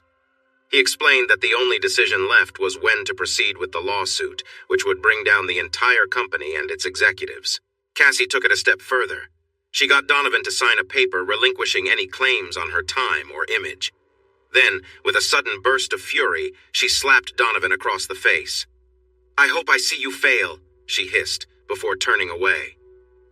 The compound didn't stand a chance. It was burned to the ground along with the cars and phones of those involved. Albert, Jody, and the 4 executives were left to walk miles through the wilderness, eventually finding help, humbled and exhausted. Jack proceeded with the lawsuit as promised. The case attracted massive media coverage, and the jury awarded a large settlement, ultimately leading to the collapse of EMS. Cassie's bravery inspired other women to pursue lawsuits against powerful figures who had previously gone unchallenged. Cassie's reputation was restored and transformed. Once scorned on the rodeo circuit, she became a symbol of courage, earning admiration and respect. Back home, she focused on her daughter, their ranches, and supporting Zane and his friend Brad in their pursuit of a world championship in team roping. She cheered Zane on as he competed in tie-down calf roping, aiming for titles as an all-around cowboy. They maintained their lead through the fall. By December, Zane entered the Thomas Mack Center in Las Vegas as the favorite, and by mid-December, he was called the new champion by announcers on CBSSN TV. The Wrangler National Finals Rodeo buzzed with excitement. Zane was poised to win not only the team roping title, but also the title of all-around cowboy. He was young, single, confident, attractive, and humble, though he carried a touch of pride. Despite his connection to Cassie, Zane made it clear that discussing their marriage was off-limits. He had no issue talking about her rodeo achievements or her courage in standing against corruption, but their personal relationship remained private. The attention from sponsors, interviews, and appearances alongside legends like George Harvey and his family was overwhelming. Temptations surrounded them, but Zane remained focused, determined to finish what he and Cassie had both fought so hard for. Here's a shorter version that keeps the core of the story intact while streamlining the details. Zane and Brad were gaining fame and praise throughout the rodeo, receiving attention from fans and admirers alike. Brad, committed to his marriage, attended events but always returned to his trailer, earning respect for his dedication. Zane, being single, faced more temptation, particularly during exclusive parties where many women pursued him boldly. As the days passed, Zane's confidence and success grew, along with the temptations. By the 5th day, after winning multiple rounds, he felt the pull of the admiration he received. One late night, tired and with some whiskey in his system, he found himself with Alina, a striking Ukrainian model. They left a party together for her penthouse. Once in her suite, things escalated quickly. Alina's beauty and enthusiasm drew Zane in. They shared moments of passion, moving together naturally, exploring their connection. She was playful, and he responded with care, their interaction growing more intense and satisfying as they progressed. Their night together was filled with excitement, warmth, and an undeniable connection. They shifted comfortably, savoring each other's presence and embracing the adventure of it all. When it was over, they lay side by side, sharing contented smiles that expressed their mutual satisfaction. Alina's charm was undeniable, and their chemistry was electric. After their shared moment, she rested on top of him, her smile radiating satisfaction. "You cowboys have your own secrets," she said, her words capturing the thrill of the night. This version captures the key elements of the scene, focusing on the emotions and actions without unnecessary elaboration. Zane had a thrilling night with Alina, but as the morning came, he realized it was all superficial. She wanted him to stay, but he felt the need to leave. Before departing, Zane discovered a hidden chair in her room, and Alina admitted her husband had been there, watching them. Shocked, Zane decided to end the interaction quickly and head back to his trailer, leaving behind the unsettling encounter. Later that night, Zane kept himself focused, avoiding distractions and sticking mostly to water at events. The championships were in sight, and he had to stay clear-headed. Carol joined the later rounds in Vegas to support Brad and Zane, leaving Cassie behind to care for the girls. Despite Carol's encouragement, Cassie opted to stay out of the spotlight, not wanting to resurface old stories about her and Zane. She was more interested in quietly celebrating Zane's success from afar. With Carol's support, Zane regained his focus. By the end, they had earned $11,833, and Zane was crowned the all-around cowboy with a lead of $7,389. Celebrating after the show was fun but subdued. They still had to maintain their public appearances, which left them exhausted. The next morning, Zane made his way back to his horses, feeding them while being interviewed by Dylan Dreyer for the Today Show. Unlike other interviews, Zane enjoyed talking to Dylan. She was knowledgeable and genuine, which he appreciated. The spotlight shone even brighter on Zane now, and navigating fame became more complicated. Later, Zane and Brad flew to Los Angeles for an appearance on Late Night with Stephen Colbert. Although Colbert didn't know much about rodeo, his humor made the interview fun, leaving Zane and Brad in good spirits as they laughed off stage. After a whirlwind of interviews and appearances, their first set of commitments was finally behind them. Zane felt ready to return to a more grounded life, focusing on the important things: family, friends, and keeping his feet firmly planted in the world he knew best. Zane and Brad headed home after feeding the horses, driving long hours through the desert. After a quick nap in New Mexico and some chorizo and egg tacos, they continued their journey, parting ways as they neared their respective ranches. When Zane reached his ranch, he saw his family on the porch. Casey ran to greet him as soon as she heard his truck, and Zane scooped her up, spinning her around with joy. He hugged his parents and Sue, and when he looked at Cassie, he smiled and asked for a hug, which she gladly gave, holding him just a bit longer than the others. They thanked Cassie and the grandparents for watching over Casey. Sue asked about her ex-husband, but Zane only hinted at his whereabouts, leaving some tension in the air. Little Casey, overhearing, declared, "He took my mommy away, but mommy is home now and promised she won't leave again." Cassie nodded, touched, and reassured her daughter she was there to stay. Zane, however, remained quietly concerned, knowing Cassie's tour commitments weren't over. They began unloading the horses. Casey took charge of Suds, her father's giant but gentle horse. She led him to the corral with confidence, showing a bond beyond her years. The grandparents watched a bit nervously, but they couldn't deny her natural ease around the animals. Cassie stood back, filled with a mix of pride and regret. She's been her daddy's girl from day one, and Zane's the best with horses. But I feel like I pushed her to grow up too soon by leaving. Her voice trembled. Zane's mom comforted her, assuring her she was a great mom too. The family shared their understanding and support. Later, they all gathered at Elle's house, enjoying a hearty meal and good conversation, celebrating the return of the cowboys and the closeness of family once more. After dessert, Cassie turned to Zane. "Did you hear what the announcer said about you and your horses?" Zane shook his head, and Carol excitedly jumped in. "They were impressed, Zane.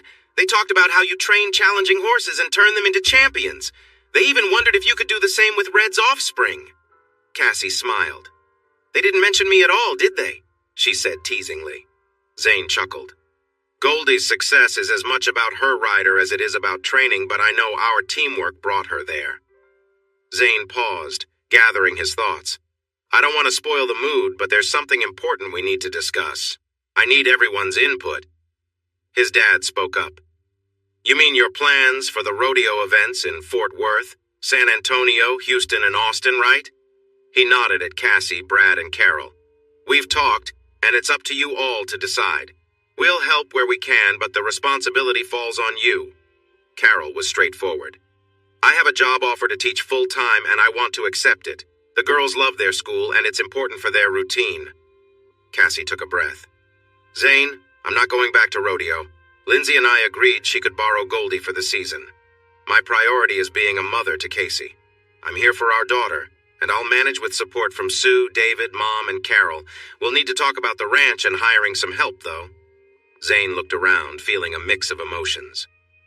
"So, you two have it all figured out?" He turned to Brad. "What about you?" Brad nodded. "Carol and I have talked it over. I want to give it one more shot, then step back. We'll make it work with our sponsors and keep in touch." Just then, Casey ran in, excitedly grabbing Cassie's hand. "Mom, you have to see the fort we built. Aunt Carol, come too." Zane watched, feeling a pang of sadness. Once he would have been part of that excitement. Was he making the right choice, chasing another year on tour? Later that night, Casey chose to stay with Zane, and for the first time in a long while, he felt a sense of peace having her nearby. The next day, Cassie and Zane talked while Casey played with her grandparents.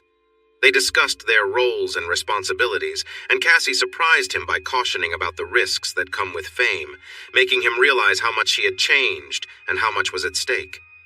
Cassie spoke calmly. "People like Alina and her husband will always be around, Zane. You have a spotless reputation, and something like that could easily become a scandal." Zane nearly asked how she knew, but it was obvious she still had friends on the tour. He considered apologizing, but why should he? They weren't married. Still, maybe he should. He stayed silent. Cassie continued, "You're older and wiser now, but there are still risks out there. I know that better than anyone. I never want Casey to think badly of her father like I fear she might think of me one day." They moved on to discuss the logistics of caring for Casey, managing the farm, and dealing with the cattle and horses. Cassie was willing to take on most of the responsibilities at home while Zane stayed on the road. "I'll be handling what you did for 4 years, except without the whole cheating wife part," Cassie joked lightly. Zane walked up to her, took her arms gently, and said, "I don't want to hear you talk like that again. You've changed, and you've worked hard for the last 2 years. You're taking on even more now, giving up your dream to be here. You deserve nothing but respect for that." Tears filled her eyes, but she managed a nod. "My dream has changed, Zane. All I want now is to be a good mother to our daughter, like you are to her." The next day, they all loaded into 2 SUVs for a Christmas shopping trip to San Marcos. They spent the day walking, eating, and browsing stores. After a long day, they stopped for dinner at Grin's, sharing appetizers and enjoying ribeye and chicken fried steaks. They stayed at Embassy Suites that night, and the next day they explored the Texas State Campus, shopped in Austin, and visited the Bob Bullock Texas History Museum. There, Zane unexpectedly ran into an NBC reporter covering an exhibit. She persuaded them to do a segment, and soon the entire group, Zane, Cassie, Brad, Carol, the kids, and grandparents, was on camera for almost half an hour. As they finished, Casey turned to Zane. "Daddy, that lady was flirting with you," she said, her eyes wide with realization.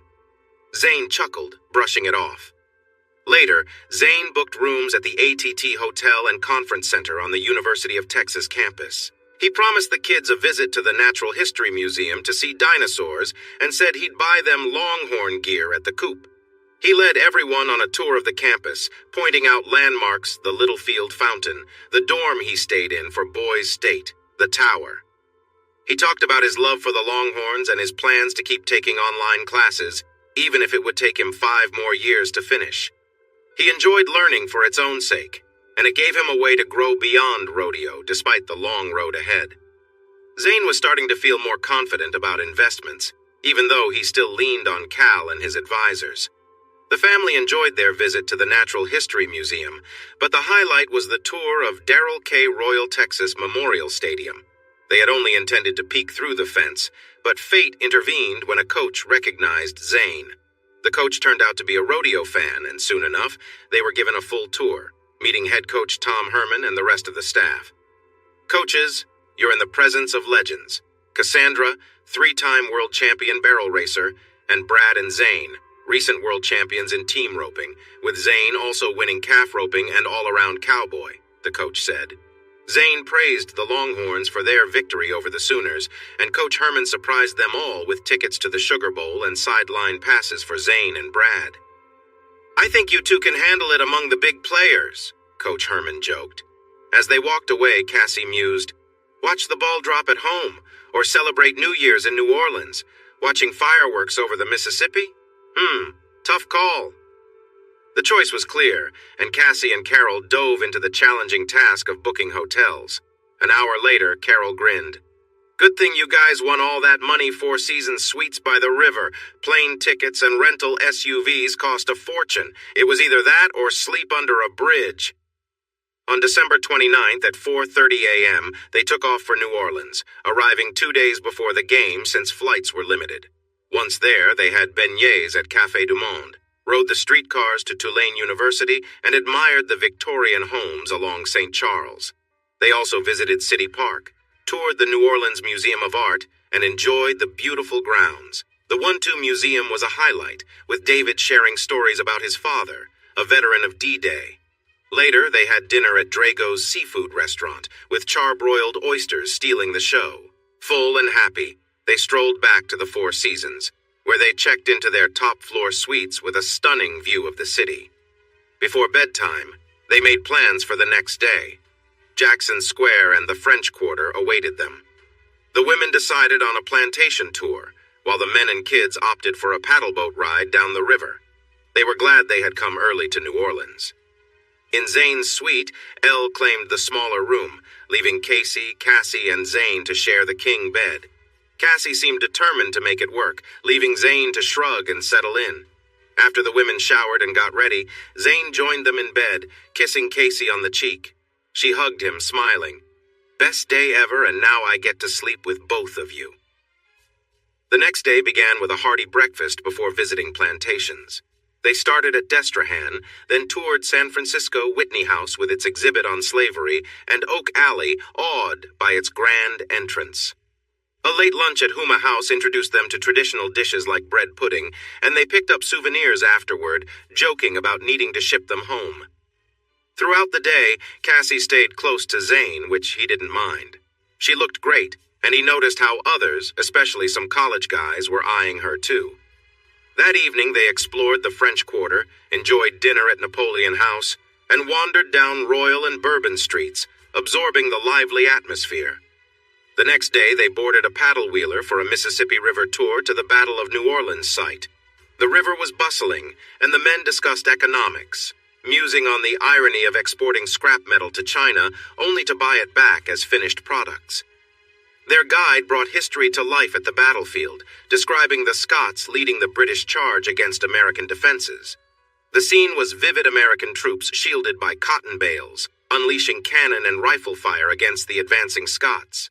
Despite their bravery, the British faced overwhelming losses, and Zane found himself reflecting on the futility of it all. It was a great American victory, but the guide conveyed empathy for the fallen soldiers. In the afternoon, they focused on the kids, visiting Audubon Park and Zoo, which delighted them with everything from insects to elephants. As evening approached and it was New Year's Eve, they enjoyed dinner at Acme Oyster House before returning to the hotel to prepare for the night's festivities. Here's the revised version with a tighter focus and shorter length. The kids rested before the fireworks at 11 p.m. Meanwhile, Zane, Cassie, Brad, and Carol tried their luck at Harrah's Casino, returning by 10 p.m. They opted to walk to the river for the fireworks, which were spectacular. At midnight, Zane shared a brief but special kiss with a woman beside him. Despite the day's excitement, sleep didn't come easily. The next day, they visited the Audubon Butterfly Center and explored riverfront shops. A streetcar took them to Café du Monde in Jackson Square, where the women bought paintings. They also took a haunted buggy tour of the French Quarter, piquing their interest in returning for a haunted pub tour someday. With game time approaching, they returned to rest and get ready.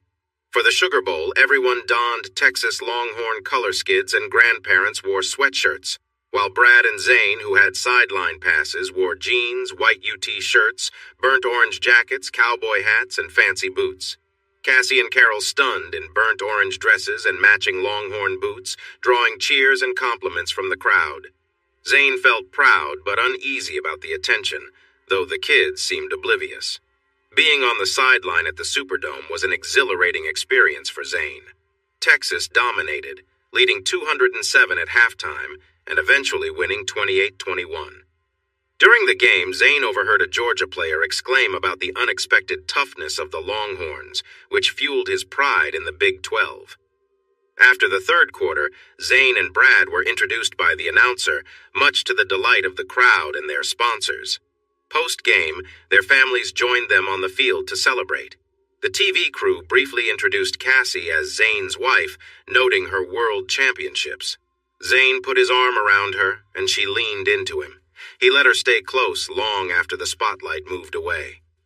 Zane and Brad started their rodeo season with strong wins in Denver, followed by stops in Fort Worth, San Antonio, Houston, and Austin, leaving Texas with excellent standings. They balanced their time at the ranch, video calls with family, and maintaining close contact through messages. Zane spoke with his parents and Sue weekly, and with Cassie even more frequently.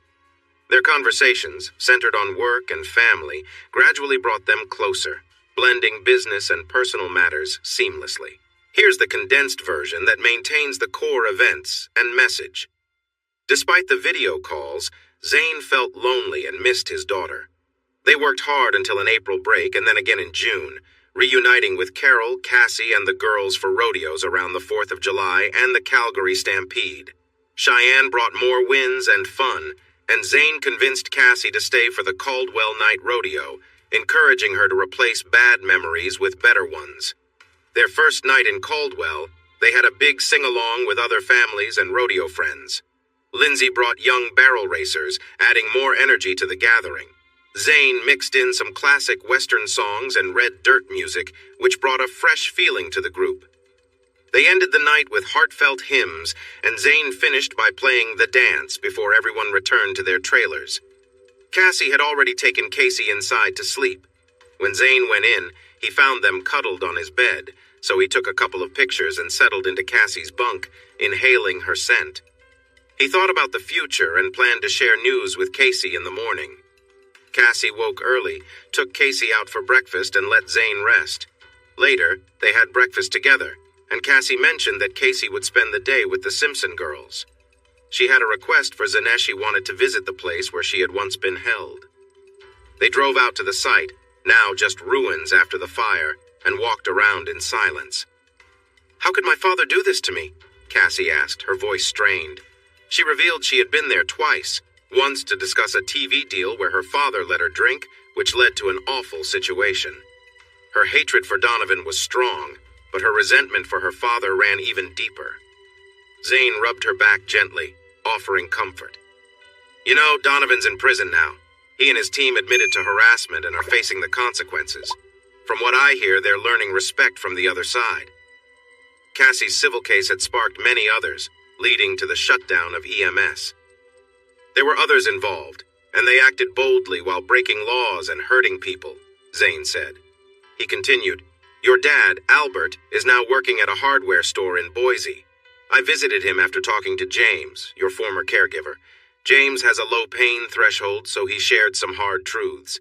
Albert had planned to use you to make money. He was already speaking with EMS and other companies about getting you into TV, modeling, and film. They saw you as the perfect spokesperson, young, beautiful, and single. Being married with a child didn't fit that narrative. He paused. James said Albert got you drinking, then on designer drugs, and eventually tried cocaine. He gave you substances to break your will and control your choices. He even spread lies about me to separate you from your family. It was all about the money. Cassie seemed doubtful, but Zane cut in. Albert even used drugs from South America Onis, known to make people lose their free will. He used those to manipulate you into situations for his benefit. Cassie stood still, staring at the ruins. She asked, Why did they tell you all this? Did you have to make them? Zane nodded. Yes, and they paid for what they did. Albert is now in a wheelchair. Good, she said quietly. On the drive back, Cassie finally spoke. Why do you still help me, Zane? Why have you let me back into your life and our daughters? I don't deserve this. Zane looked over. I can't fully forgive you because you haven't forgiven yourself. You shine when you're with Casey. But with me, you're guarded, like you're expecting to be hurt again. Why is that? Cassie sighed. I don't deserve kindness or forgiveness. I have a long way to go. Cassie, forgiveness isn't something you earn, it's given freely. Look into grace. Read about John Wesley's teachings. We can talk more after. Cassie nodded. I've been seeing a psychologist since the start of the year every week. I also attend a support group in Fredericksburg once a month. My guide has been sober for 22 years, and she helps me understand what could happen if I go back to my old ways. I'm trying to thrive, not just survive. Zane smiled. I'm glad to hear that. Thriving is what you deserve. The Caldwell Night Rodeo wasn't their best. Zane lost some of his lead in tie-down, but considering the circumstances, they left feeling almost like winners. As they cruised down the highway, Cassie sat relaxed, her feet tucked under her, and Zane couldn't help but admire her calm expression. After a while, he asked, You look happy today, Cassie. Want to talk about it? She glanced at their daughter playing on her iPad and spoke softly. I've been reflecting on my mistakes. My dad made everything sound easy. Just leave Casey with you, my mom, and your parents, while I toured full-time. He promised fame, money, and a great life. I was naive to believe him. She continued. My counselor says it's natural to trust your father. But my dad lied, and I can't undo what I did that year. I know now the consequence is losing you as a partner no matter how much I love you now or how I've matured. But I've made amends with my mom and Casey has forgiven me. I'll keep showing that I deserve their love, and I want to be the best mom for Casey. Zane was silent, and Cassie turned to look out the window, stretching her legs. He processed her words as they traveled through Utah. They enjoyed lunch in Provo and decided to spend the night in Durango. Cassie made arrangements for a hotel, a stable for the horses, and rented an SUV. When they arrived, she got the car while Zane took care of the horses. After dinner, they relaxed by the motel's heated pool. As the kids played, Carol grew serious. With school starting soon, the kids and I can't travel with you anymore. Cassie and I think you should hire drivers for the tour finale in Puyallup. If Cassie goes, she can share the driving with Zane, but Brad will need someone. Brad nodded, adding, We're all tired, including the horses. Joe, Ricky, or Caleb might catch up if they push hard, but for now, let's rest and take it one event at a time. With fresh horses and clear heads, we'll do better at the finale, Brad said. We thought about getting drivers, but hadn't considered Cassie. Would you come with us? Cassie looked at Zane before answering. Do you want me to go? We have time to think it over, Zane replied. I figured you'd stay with Casey since summer break is ending. Then that's what I'll do, Cassie said, a hint of regret in her eyes. Just then, Casey, Stacy, and Sammy came running over, brochures in hand. Mommy, Daddy, can we stay here tomorrow? There's so much fun stuff, a train ride and a mountain town. The parents exchanged glances and Carol spoke up. I could use a couple of days to relax before school starts. I'm with the girls, let's stay. They agreed on taking the steam train to Silverton the next day, giving them a day of rest and fun. The girls were so excited that they decided to sleep together that night, which meant Zane would be sharing the room with Cassie. Zane considered the situation. It wasn't the first time they had shared a space, but without Casey it felt different. Still, they were adults, just co-parents. What harm could there be? Later that night, Zane settled into bed in his pajamas. Cassie emerged from the bathroom in a long nightdress, her damp hair framing her face. She looked beautiful, and Zane tried to ignore the emotions that surfaced. They wished each other good night and went to sleep. A few hours later, a fierce storm rolled in, lightning flashing and thunder rumbling loudly. Zane was glad the horses were safe and hoped their trucks were fine. Amidst the storm, he thought he heard a faint sound. Suddenly, lightning struck close by, and a loud clap of thunder made Cassie cry out. Are you okay? Zane called. Cassie peeked from under her covers. I hate storms, especially lightning. Can I come lie next to you? It helps if someone's nearby. Sure, he replied. Cassie climbed into his bed, curling close to him. She seemed to shake a little. One night in Wyoming, my dad almost got us hurt during a storm like this, she whispered. She described a night when her dad and a stranger under the influence drove into a terrible storm. She begged them to turn back as lightning struck a tree nearby, sending flaming branches toward their car. The men laughed it off, but she had been terrified. As she finished, Zane listened quietly, his arm instinctively around her. It was a moment of vulnerability, and he realized how much Cassie had been through. He pulled her a little closer, reassuring her. You're safe now, he said softly. She stayed close, and eventually, they both drifted off to sleep, comforted by each other's presence. The storm calmed, but once in her room, Cassie locked and chained the door. The driver and his friend stayed outside, complaining, until she called for help, and they were told to leave. Back in Zane's bed, Cassie nestled closer, her voice shaky. I'm really scared. Can you hold me and maybe talk to distract me? Zane hesitated, then wrapped his arms around her, reminding himself this was just about comfort. She settled against him, her breathing slowing, her familiar scent, her leg resting on his, everything felt intimate.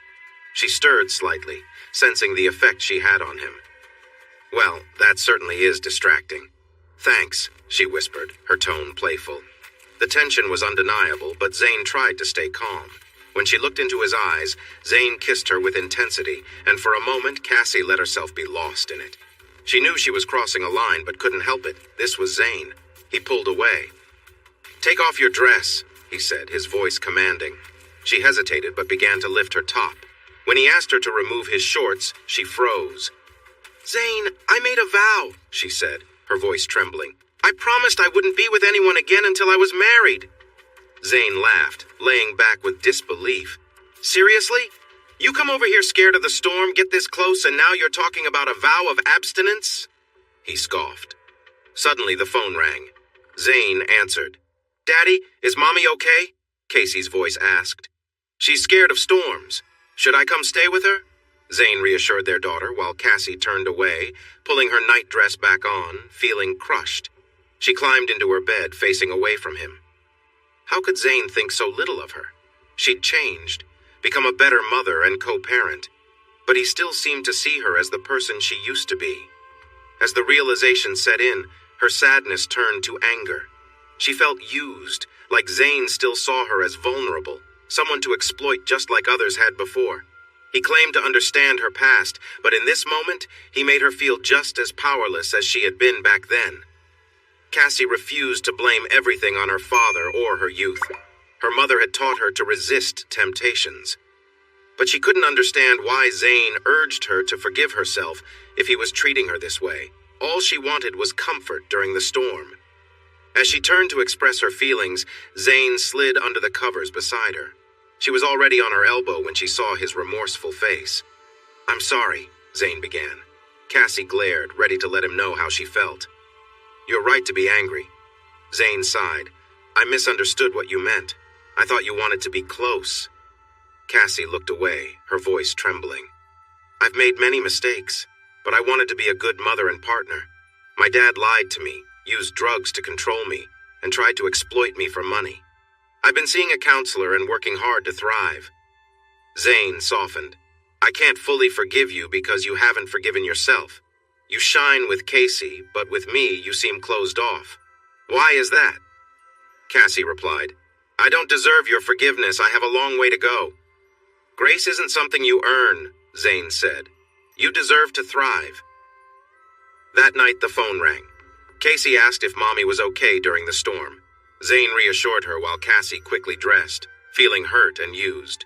She lay in bed realizing Zane still saw her as the girl who left, not the changed woman she had become. Anger replaced her sadness as she felt exploited once more.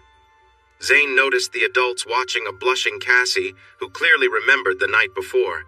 The girls were excited about the train ride, and Carol whispered to Cassie, "We need to talk after breakfast." Cassie, turning redder, looked down while Zane quietly remarked, "You're going to be disappointed, Carol." The steam train was impressive, and even in August, the jackets their moms insisted on came in handy.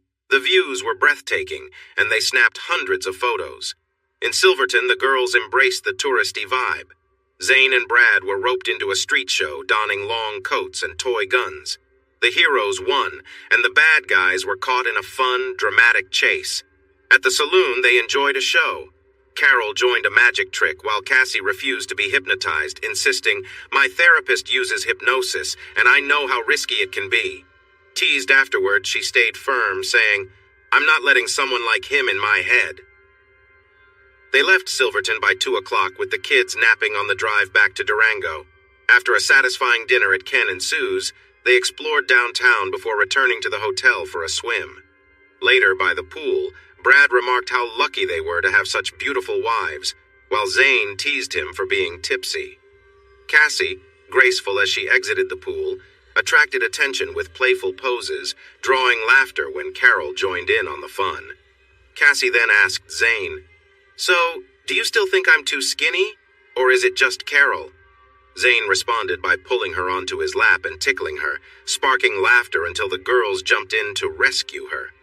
It had been an unforgettable day, capped with the best tour they'd ever taken at Mesa Verde.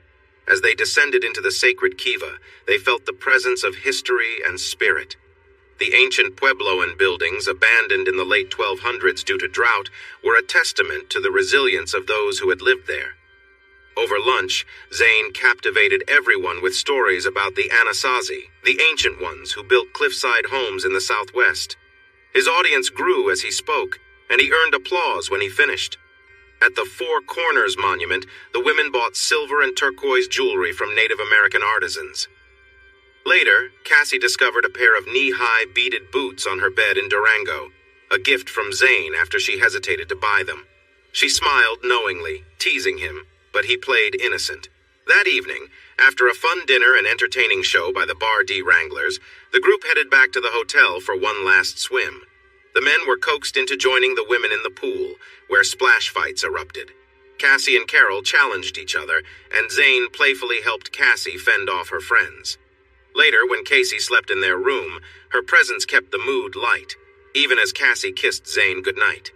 He turned away, trying to sleep, as their playful connection deepened. The next day, the men prepared the horses while the women shopped one last time.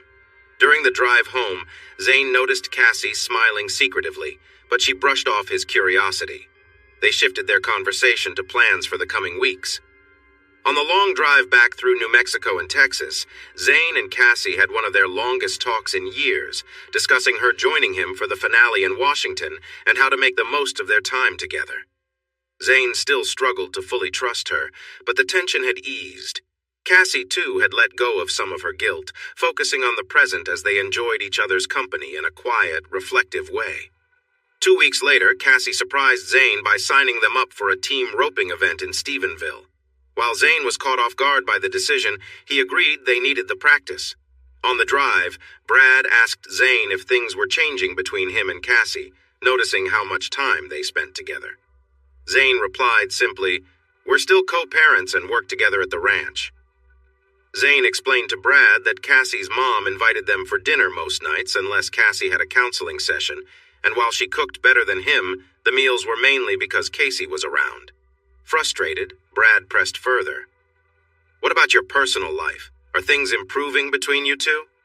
Zane admitted they were getting along, focused on co-parenting and moving past old issues. But Brad pushed, "We can all see Cassie's in love with you. You don't give her hope. Do you doubt she's changed?" Zane hesitated, explaining that while he cared for Cassie and admired her, trust was harder to rebuild.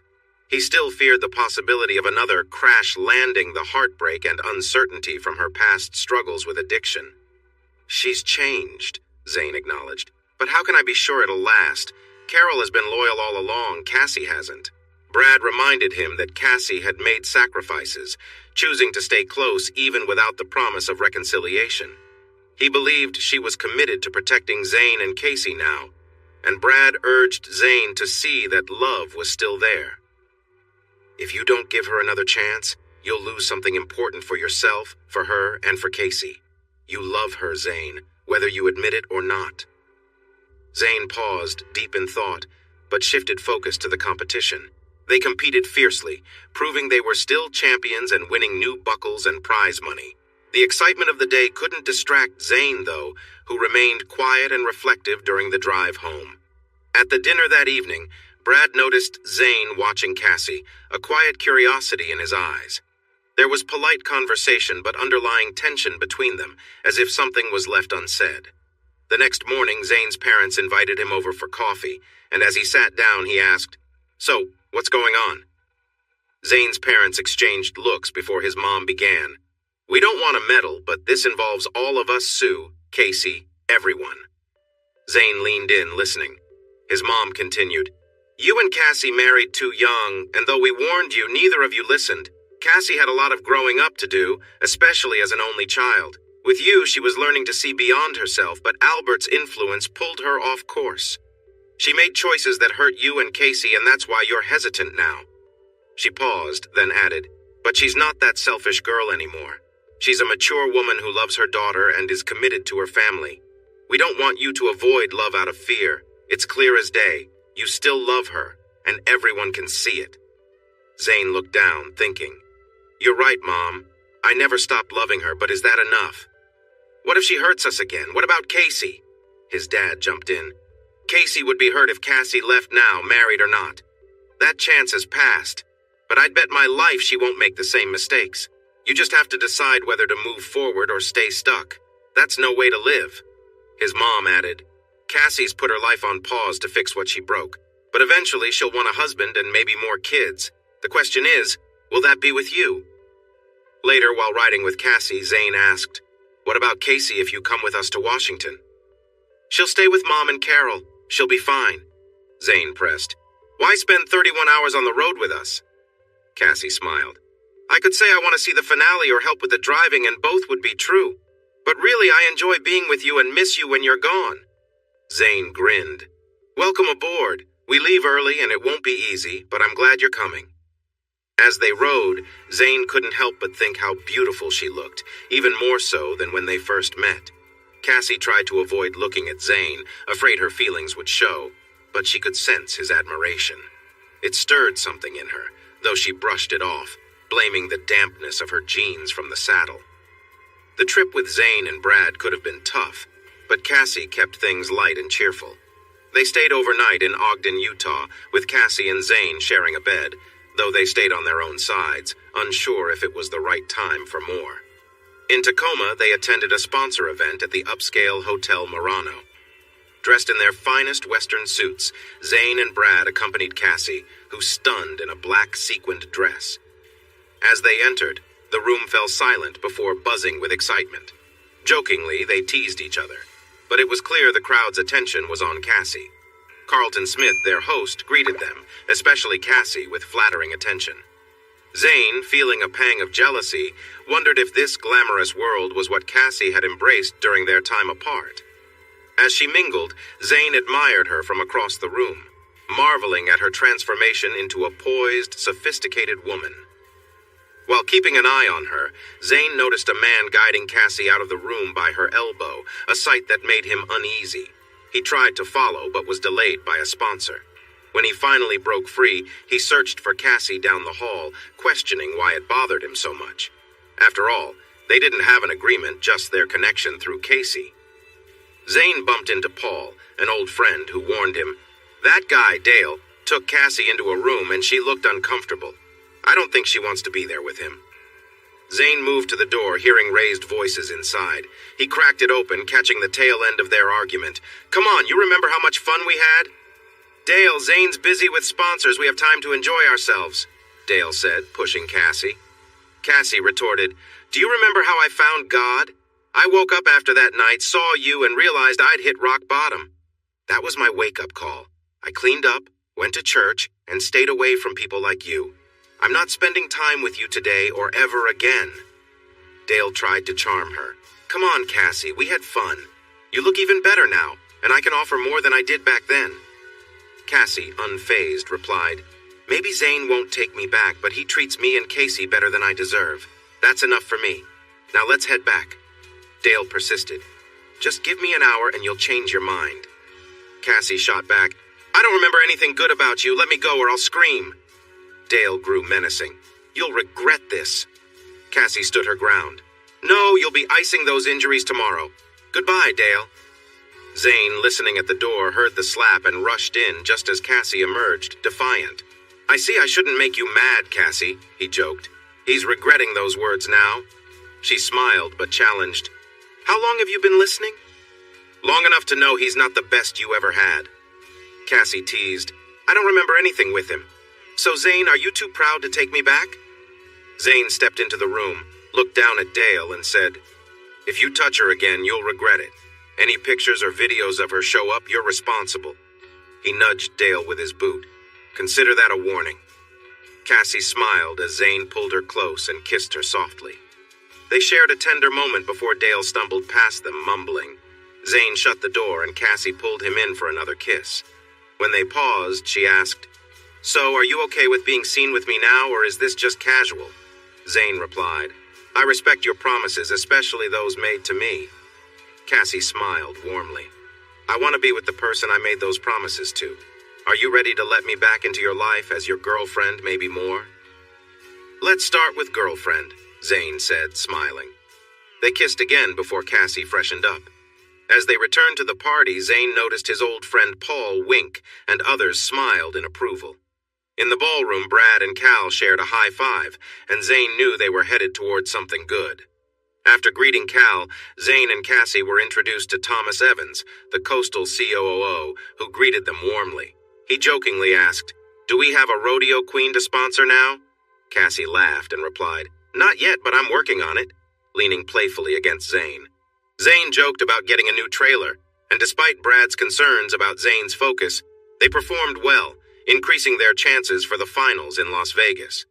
Wherever they went, Cassie and Zane were welcomed as a couple, and no one mentioned her past. Their return to Texas was filled with joy. When they arrived, Casey and the girls raced over to greet them. Cassie stepped out of the truck into Zane's arms, and they spun around, smiling at their daughter's excitement. Casey asked, "Are you back together?" Zane responded, "Right now she's your mom and my girlfriend." Cassie teased, "When did that happen?" And Zane joked that it became official after she made his favorite breakfast. Cassie continued staying at her mom's while Zane stayed at his, but by the third day, Zane invited her on a special outing. He suggested she wear something nice yet casual, and she chose a denim dress she had designed, adding a playful touch by leaving a few snaps open and pairing it with the boots he had given her. Zane picked her up in his Mule 4X4, carrying a picnic basket and cooler. As they traveled down a rocky path toward the river, Cassie's excitement grew. They arrived at a peaceful, grassy area by the Llano River, surrounded by tall pecan trees and a small waterfall. It was the perfect picnic spot. Zane spread out the blanket and served fried chicken, biscuits, coleslaw, and Dr. Pepper. Cassie, still curious, asked, "Why are we here, Zane?" He smiled and said, "It's a lovely day, so I thought I'd invite my best girl." With that, they enjoyed their picnic, and Cassie began to relax, knowing Zane was ready to take the next step. Cassie kept glancing at Zane, frustrated by his avoidance. "I don't want dessert. I want to know why we're here." Zane played dumb. "Where are we? Just a sunny spot by the river, right?"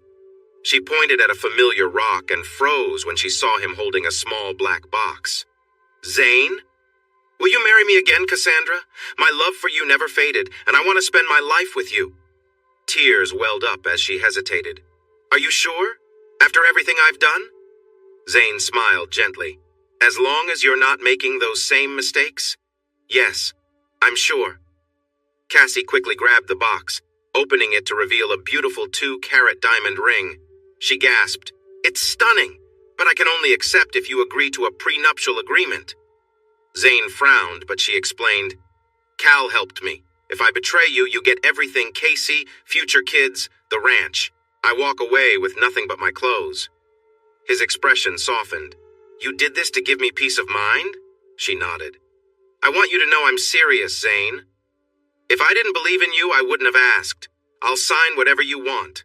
So will you marry me?" Cassie beamed. "Yes, absolutely, yes!" Zane teased her. "You were planning this, weren't you? That prenup was ready because you knew I'd fall for you." Laughing, she admitted, "Maybe I did hope." But before she could say more, he pulled her into a deep kiss. When she started to unfasten her dress, he stopped her with a grin. "Not until we're married." Frustrated but playful, she replied, "Then let's get married soon." 1 week later, Cowboy Bob married them at the Llano River, surrounded by family and close friends. Casey served as maid of honor, sealing the ceremony with a sweet kiss at Bob's request. After a 2-week honeymoon in the Bahamas, they returned home, sun-kissed and happy. 2 months later, they won another world championship in team roping, with Zane also securing his all-around cowboy title. 9 months after, their son Shane Reese was born, followed by twins Sue Ellen and David II. They left the tour, expanded their ranch, and thrived thanks to Zane's oil field investments and Cassie's successful clothing line, Cowgirl Glitter. They built a bigger home overlooking the Llano River. In the end, their love restored what was once broken, proving that even tarnished gold can shine brightly when given a second chance. Thanks for watching this video. Don't forget to subscribe to Infidelity Plus to stay updated with more captivating tales of infidelity and payback. Turn on notifications so you're the first to see our latest content.